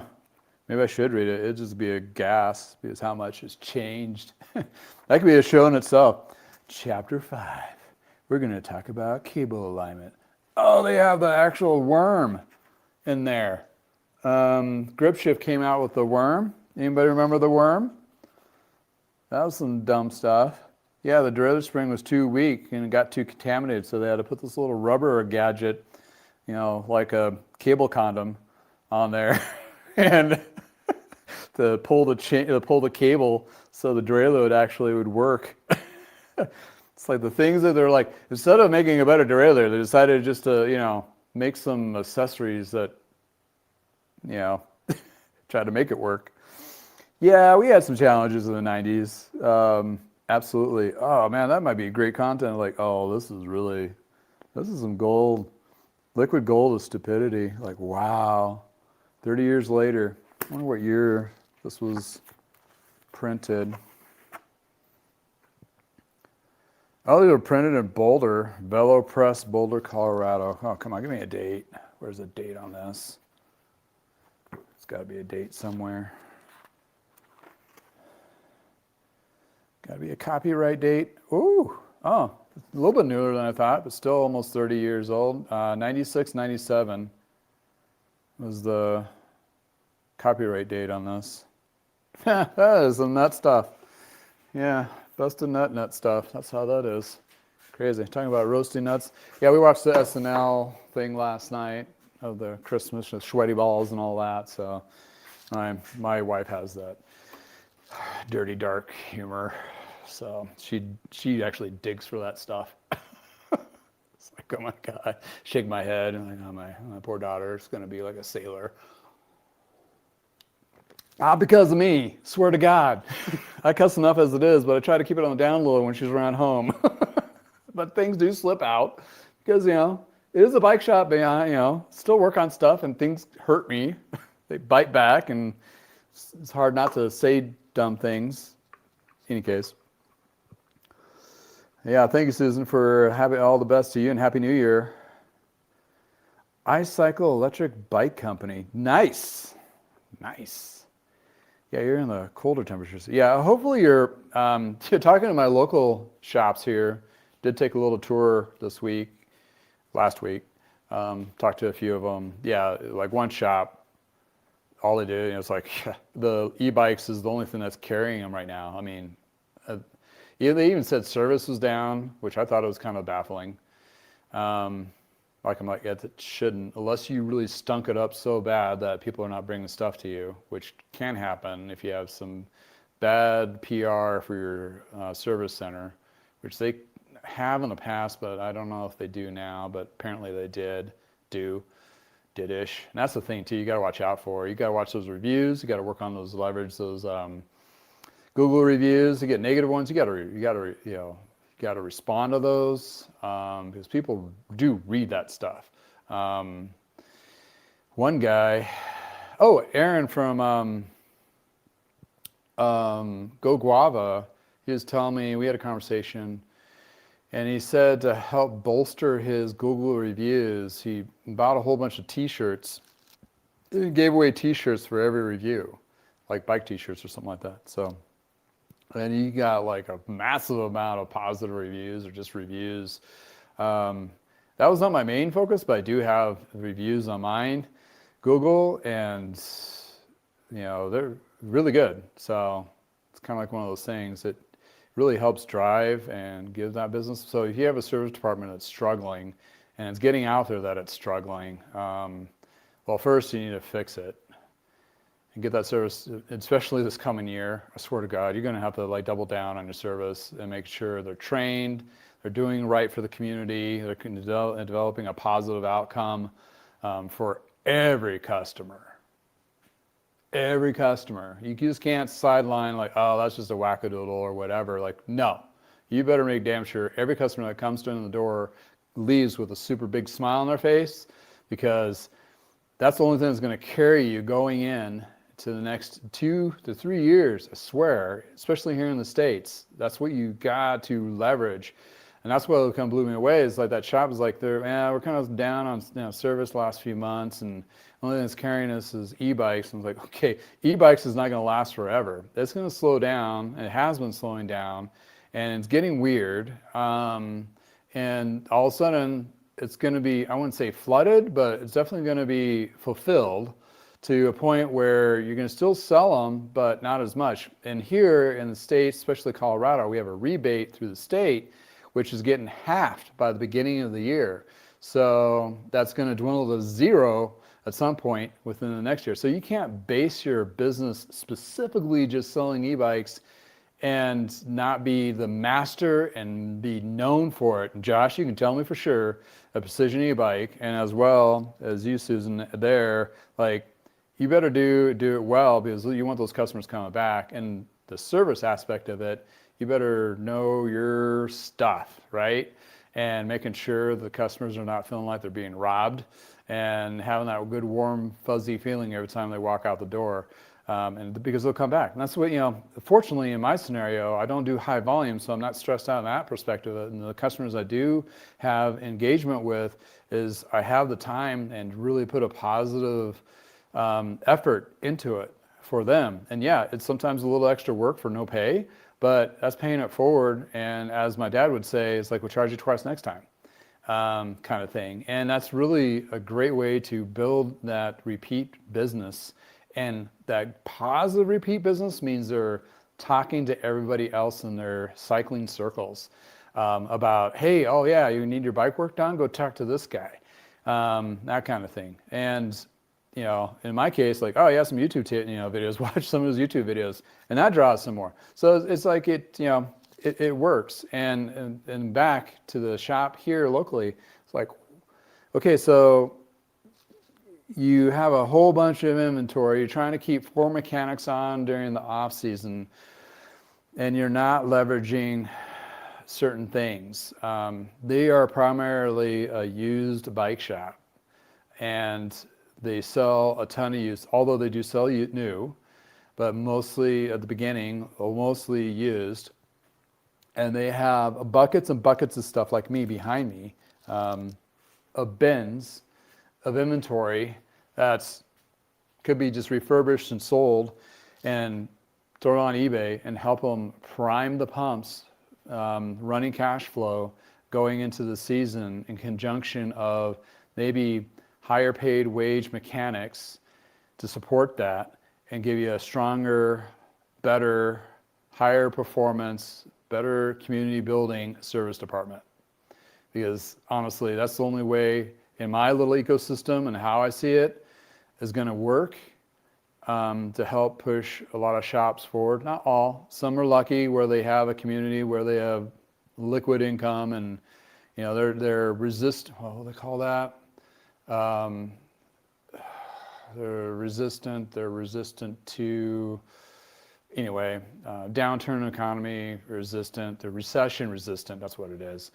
And there's communities out there, and there's shops in those communities that do really well-ish, regardless of what it is. Because those, people that buy the $10,000, $20,000 bikes are still going to buy the $10,000, $20,000 bikes because they still have the income. But for the rest of us, it's shifted drastically, and it's going to continue to do so. And this rubber band effect that we're experiencing from the last 3 to 5 years is just going to continue to be just as weird going into the next 3 to 4 years at least, if not longer.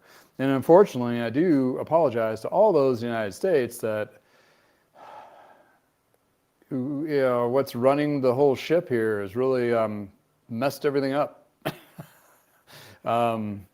Regardless of how you feel on the fence about wherever you land, it's weird, it's different, and it's definitely affecting a lot of different. And those are my family bike shop people up in the north of the border.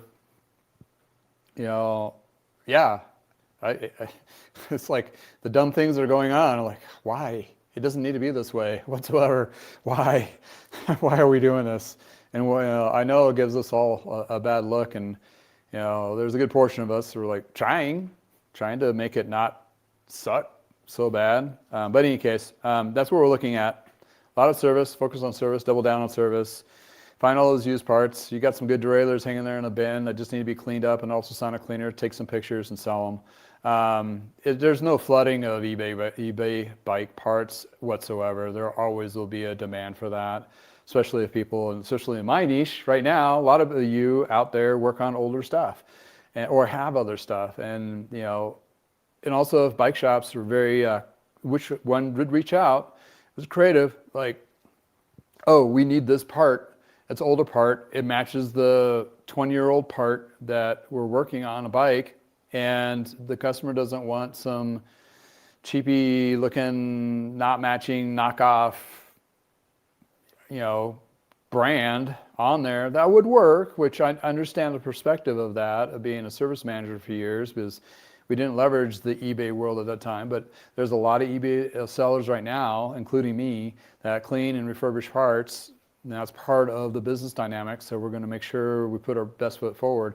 Anything is just kind of questionable, we don't list, but everything else should be pretty good, pretty solid, so you can help that customer out getting that matching Shimano Ultegra 9-speed, 3x9 speed ST6500 shifter set that works great, or whatever. And you can leverage it like, well, can't find the shifters, but I found a bike that has the shifters on it for $200. Well, as a shop, okay, we'll buy the bike, sell the guy the shifters, or gal, whoever the bike goes to, and then we'll strip the bike down and sell it off of parts and double or triple our money on initial investment. So yeah, there's a lot of impact in that. I mean, there's a lot of ways and opportunities to.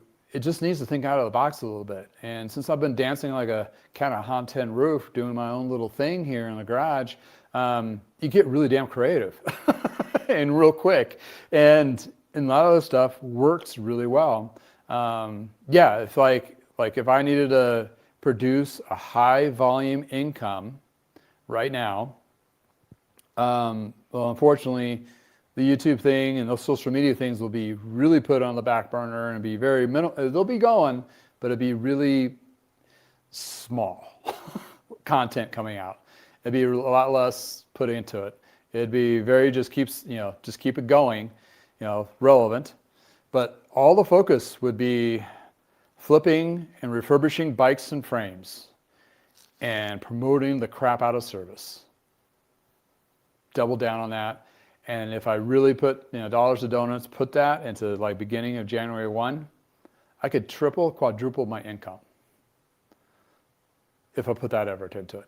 I'm just old and lazy, so I don't need to do that yet. But if something did change in our economical situation at home here, well, I know what to do, and I know it'll work, and I know I can really push the pedal to the metal. I would physically be burnt out after about 6 months, but to get us to where we need to be in that, sure. That's just a one person with that firepower of doing that. Just imagine if you had 4 or 5 mechanics thinking out of the box, or a couple managers thinking out of the box, could really drive your service departments. And you really are helping out in the cycling community because you're providing and producing lower price point products to combat the overinflated new products that are coming in, and upcycling all that stuff that's out there. We're in the United States in such a unique situation in most of the major metropolitan areas that we've been buying stuff hardcore for the last 30 years. And quite honestly, the last 30 years of bikes, you can still refurbish most of whatever's in somebody's garage to still be relevant to today cycling, for the most part, unless you're talking about e-bikes. Other than that, you have a huge, huge warehouse in everybody's garage. Hell, I have a few that still need to just go away. Like, I don't need these. I did that a couple years ago. I'm like, I had some really nice collectible ones I got because I like, it's cool. I played with them, I rode them a little bit, and I was like, I don't need them because I have these other ones and I don't have time. So it was like an N-1. So N+1. It's like, I need to rotate. And then it became an addiction. It's like, okay, I'll sell that and buy 2 more. Then I'll ride one of those and not like it, and I'll sell it because it doesn't fit me right or whatever. Not something anything bad with it. It's just not for me. And just do that. And that's where the happy little home I'm in right now. So, and that can if anybody gets into the avid side, I have a couple of customers that are right into this niche right now, as they are constantly buying and selling bikes, and they're constantly having me doing fine tune-ups on them. And they're like, it's great for me, and they have a great product to sell when they're ready to sell it. And they get their money back, and for them, it's just like a fun addiction. Like, oh, I'm gonna ride this for a while. It's not quite right I want. I'm gonna go get this one. Oh, wait, no. And it's like, it's supporting me. And they're having a great time, and it's helping them recover most of their cash flow for buying something new. They may have a little bit of a loss, but not nearly as much as they're constantly buying new, because there's a huge drop in value after that. Oh, you referenced yourself as old. Made you chuckle. Yeah, Joe. Yeah, you may have a couple years on me, but not that many. I look very young for my age, which was a very huge deficit for me when I was in my 20s, because nobody wants to buy a $2,000 bike, that was the top end back then, from a guy that looks like he was 14, but I was actually 27. Lucky, I have a feeling what's going to happen to me is I still have hair, and all my friends don't. I mean, the male counterparts anyway, for the most part, or they have balding, thinning areas. Most of them, if you compare me to my friends, I look like some younger dude. Like, what are they doing with those old farts?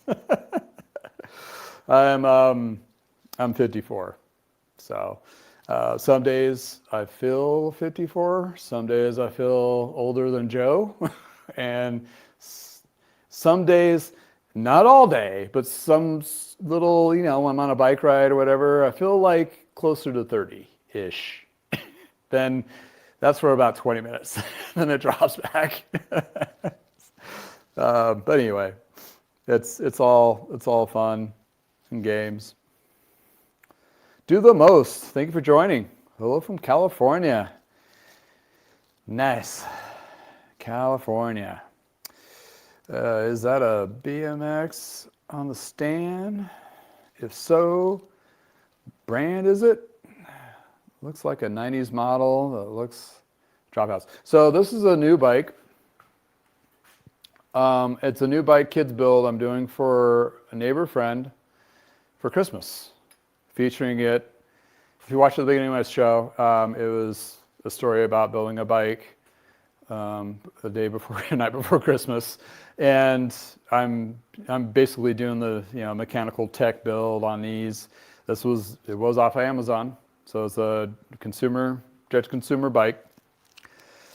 It does have a lot of the likings of the 90s has a U-brake in the back, and it's kind of cool in a sense, If you would have got a hold of me earlier, I would have done some digging and got them a little bit, maybe a nice used SC or a Red Line or something like that, or a GT. But man, believe that, you probably know since you're out of Cali and the BMX bikes, some of those BMX bikes are just crazy, ridiculously expensive. It's like, for being used, like, wow. I featured one, like a GT Mach, I think it was. It's in my channel. I have a couple of videos on it. This guy had me do a detailed job on it, and it was kind of cool to go back down that road, but holy crap. I think those were going for $1,100, $1,200 used, that kind of thing. So, yeah. Apparently there's a good following for the old BMX. It has the funky copy fork I think GT did this. Maybe it was Mongoose. We were a GT and Mongoose dealer back in the 90s, so kind of get little flashbacks of all that kind of crazy stuff back then. Oh, happy belated birthday, Joe. Turned 60. Doing great for a 60 Canadian. Yeah, you're great. I love his channel. Everybody, check out his channel, Joe channel. I mean, he is just, about as honest as you can get as a person. I mean, watching is like, yeah, it's not highly edited. It's not overly done. It's not scripted probably whatsoever. He's got a thought like me, but just goes with it.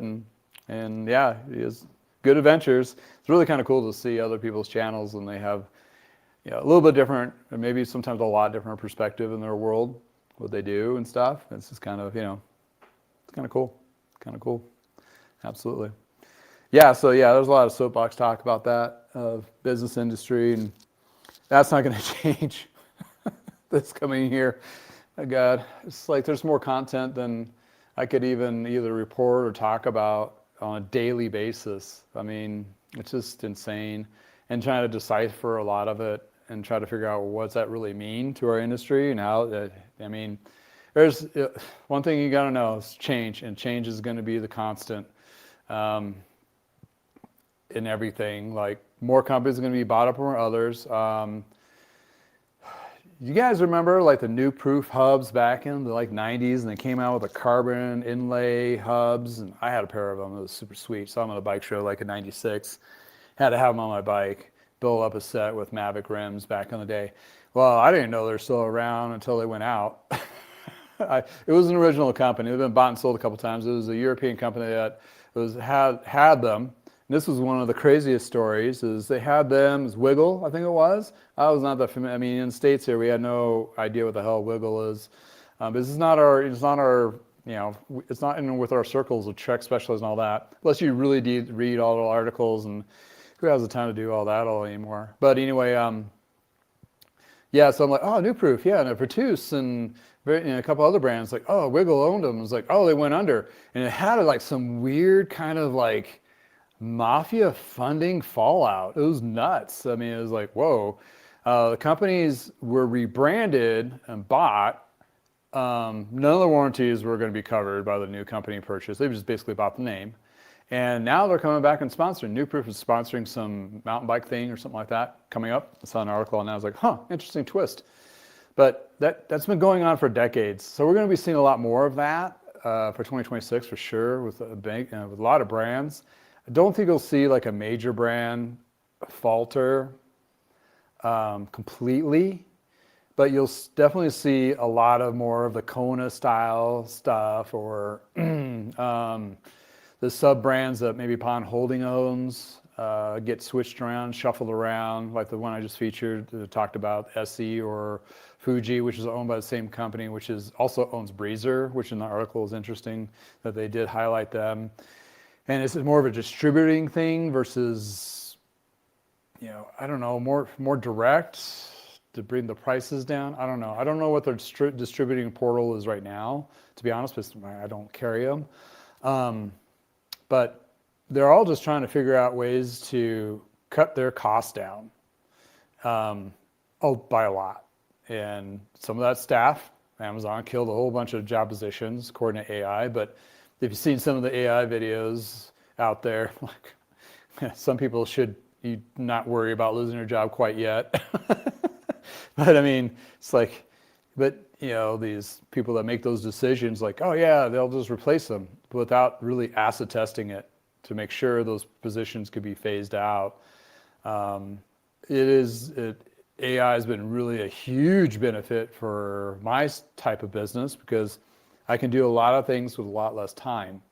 Did it replace anybody? No, but it gets my marketing and influence and communication out there a lot faster and a lot legible, understanding and more precise, all those things. So, I don't know. I'm going off on a tangent, but in any sense, it's just, smaller shops, even medium-sized shops, you can leverage that. I wouldn't say, get rid. You're never going to get rid of the physical person that's working on your bike. I mean, or a person that's selling it, but some of the marketing piece, some of the, financial portions of it could be reduced or more streamlined, that kind of thing, to help with that. But I think if anything, it's going to help smaller shops be able to become a bigger impact. Let's put it that way, from either marketing or social media influences or community-based building, all those kinds of things, whatever they want to see it, from graphic arts or whatever to message building and that kind of thing. It makes it a lot faster and smoother. But in any case, I mean, it's there, it's burning water. So yeah, I mean, it could really be a benefit. I don't think you're going to see AI 3D printed bike frame anytime soon. That's going to be worth a crap to ride. But hey, you never know. Definitely living in Star Trek. I've referenced that before. Like, wow, we got a replicator. I'm going to replicate myself a USPS 1991 Postal 5200 with a Tigris 600 componentry on it, with some nice Rolf wheels, with a Chris King headset, and bottom bracket, and hub set. Yeah, some nuts. But I think your local shops, when they're going to be doing some adjustments during the winter to kind of figure out where their niche is taking them, because it's kind of nuts. But I think all in all, I think we're going to be mostly okay-ish if they really focus on service. Not to say there's going to be shops that are going to go down. Not to say that Trek and Specialized and Pond have not shrunk their footprint that they smashed the last few years before. Is it an opportunity for somebody else to slide in and open up a shop? Maybe. But buyer beware, because if they're closing that location, they are not seeing the sustainable numbers where they thought they were. It's kind of like the blockbuster methodology of business is they put up a whole bunch of stores and redact what doesn't work. And so, but then again, they don't do everything perfectly. And there's always opportunity. And if they bought a chain location, for example, of like, say in a city, they had 3 stores and they flipped them to Trek stores or Specialized stores, and they reduced them down to 2 or 1, which in this case is local to me. Those opportunities, they had 2 empty spots, which historically were really good for bicycle retail. Well, in my market, Specialized swooped in and took those locations. But as in today's market, not 3 years ago market or 2 years ago market, those would just sit empty.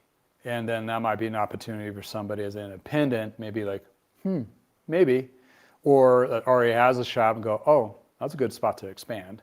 But like I said, and I keep beating this because this is one of the downfalls of Parker Bikes, is we should have, instead of expanding, we should have held on for same space for a couple more years and then bought a building, bought a space.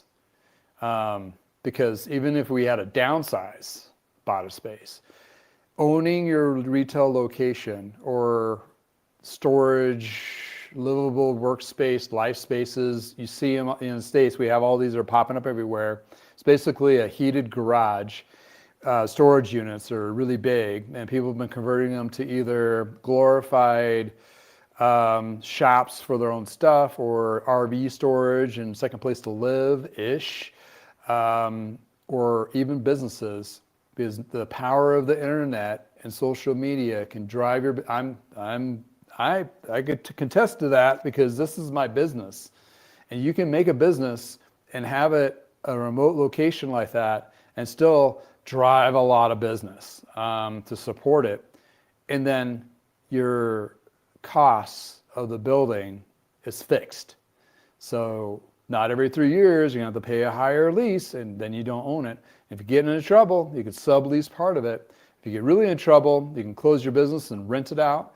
And you get really, really in trouble, at least you can sell it for a profit, most likely. So real estate, real estate, real estate. Bottom line, you have a fun little business, whatever. I'm in a fun little business in my garage. I technically are real estate owned my own business. If I was going to branch out and have a retail location, that's the only way I'll go. Only go. Never would lease. Never. Even if it's somebody like, oh, I'll give you the same price for the next 30 years. You don't know if that jackwagon's going to live long enough and his kid's going to come in and go either sell the place off or it's going to be jacked up by desperation of not making enough money. Can't. So the only thing you have is, that's one expense. If you can control that, will save your business going forward. So all those who are thinking about expanding and so forth, which there's a few of you out there, I tell you to hold your heels for the next couple of years so you can at least figure out what the hell we're going through and see what your business is going to look like in 2 years from now, because it sure hell didn't look like it is today. It was 2 years ago. So keep that in mind. And then when that stabilizes, you maybe have a little money or at least credit line to be able to buy something. And then even if you have to get a smaller space, at least you own it. Soapbox. Oh, wait. Anyway, that, a little tangent, hits a little close to home. In any case, we're at the top of the hour. I need to finish this, and I have to go Christmas shopping. I am the procrastinator. You're looking at him. I have no excuse. I can say, oh, I was busy. I don't know. Nah, I'm just lazy. Lazy, I need to go out there and go spend money that I don't have on Christmas gifts to make people smile on a day. Hopefully smile long enough to justify the cost that I spent. Now we're looking for a good dinner too. I think we're going to do ham and some other stuff too. And my son's coming in out of town, which he was living with us until he graduated and got a good job in another state. So seeing him and his girlfriend, and it should be a good time. Be fun. Looking forward to it. Hope everybody out there has wonderful holidays. I hope you enjoyed today's show. If you like shows like this, please like and subscribe, and also share. Share in those communities. Share on different platforms. I think there's a link somewhere that you can copy the link and put it on your Facebook group or whatever. That kind of thing. So yeah, any more exposure to expand the reach and so forth helps me, which helps me provide more content for you, which might help you with your cycling experience, either you're a rider, bike shop owner, or what have you. In any case, hopefully it was a safe and fun place for you to hang out today. I hope you guys have a great holidays coming up. What else is there? Yeah, it's in the 50s and 60s for the next week. So my little chubby butt's going to be on my bike, doing some bike riding. And my daughter, oh man, it feels so warm yesterday. She came busting in the garage, she's like, I want to go for a bike ride. I'm like, all right, let's go. Dropped everything and we went for a bike ride. So, that's, and we'll probably do it again, hopefully. Besides that, I'll try to get my bowling league numbers up better. That's my home away from home headspace. Yeah, we got into bowling. Just, can't do bikes all the time. Just go crazy. Maybe not. I don't know. I've been doing it for a long time. Oh, speaking of the little one. Did you have two Munchkin? I'm getting root beer. Oh, getting root beer. All righty. It should be cold. I'll be in a little bit. You want to say hi to all the peoples? You got to come over here. Watch your toes. There's a lot of pokey things on the floor. See how it's streaming wide angle here? And then there's a vertical short. So if you're right here, they can see both of us. Say happy or Merry Christmas, everybody, and Happy New Year. Yes. Bye now. Bye now. This is Shop Talk Tuesday, whatever you do. Oh yeah, this is Shop Talk Tuesday. Hey, I know what day of the week it is. Thanks again for everybody for hanging in and chilling out. And I'll be featuring a little more features about this Oh yeah, I got to do the second coating of ceramic coating on this Klein frame leaned up against. So we'll get that. We'll get that going. Hopefully, I'll get that done by the new year. I've had this bike for too long. It's been one of those. It's this Klein bike, and the paint is so brilliant. It's one of those I wanted to spend time, like a lot of time on, and I know I wanted to spend a lot of time on, and it's been sitting for like 4 months before I even touched it, and then I got parts for it, and Bicycle Warehouse got me a wheel set to put on it. I'm going to do a whole feature thing on the wheels and as well as the bike. I'm detailing the frame, which I just finished, and doing ceramic coating, getting there. But I definitely want to document all of it with like videos and shorts and all that, because the damn thing is just really cool. And it's just, that's what's kind of like slows me down. It's like I want to do it, but I want to do it right, and I don't want to get too far obvious. I don't know. It's layers on this one particular bike. Like this one, like an hour done, end to end. But this one, it's like a whole couple weeks worth of work put into it. But at the end of the day, and when I do end up selling it, someone's going to get one hell of a bike. It's going to be super cool. Probably cooler than I ever think what they know it is. But yeah, end of the day, they all got to go find a butt to go sit on, or sit on them. I don't know. Yeah, guys. I better get some lunch, clean up, finish this, do some shopping. Ooh, shopping. And again, please maybe start tonight on that Christmas item to be built instead of tomorrow night, because you might be missing some parts.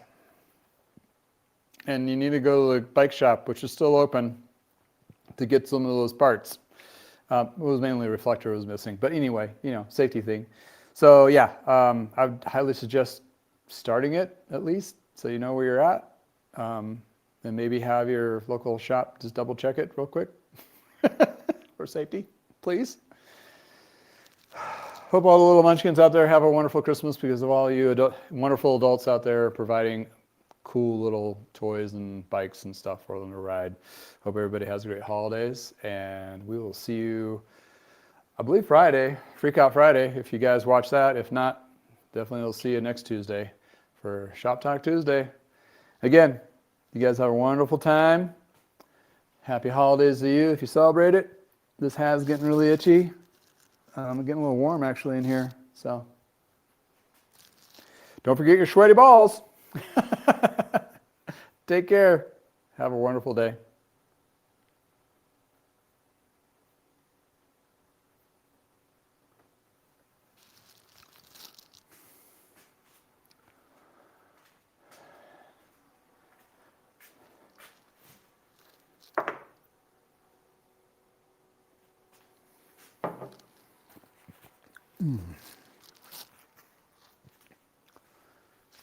Seriously, I need to figure out what to do with this.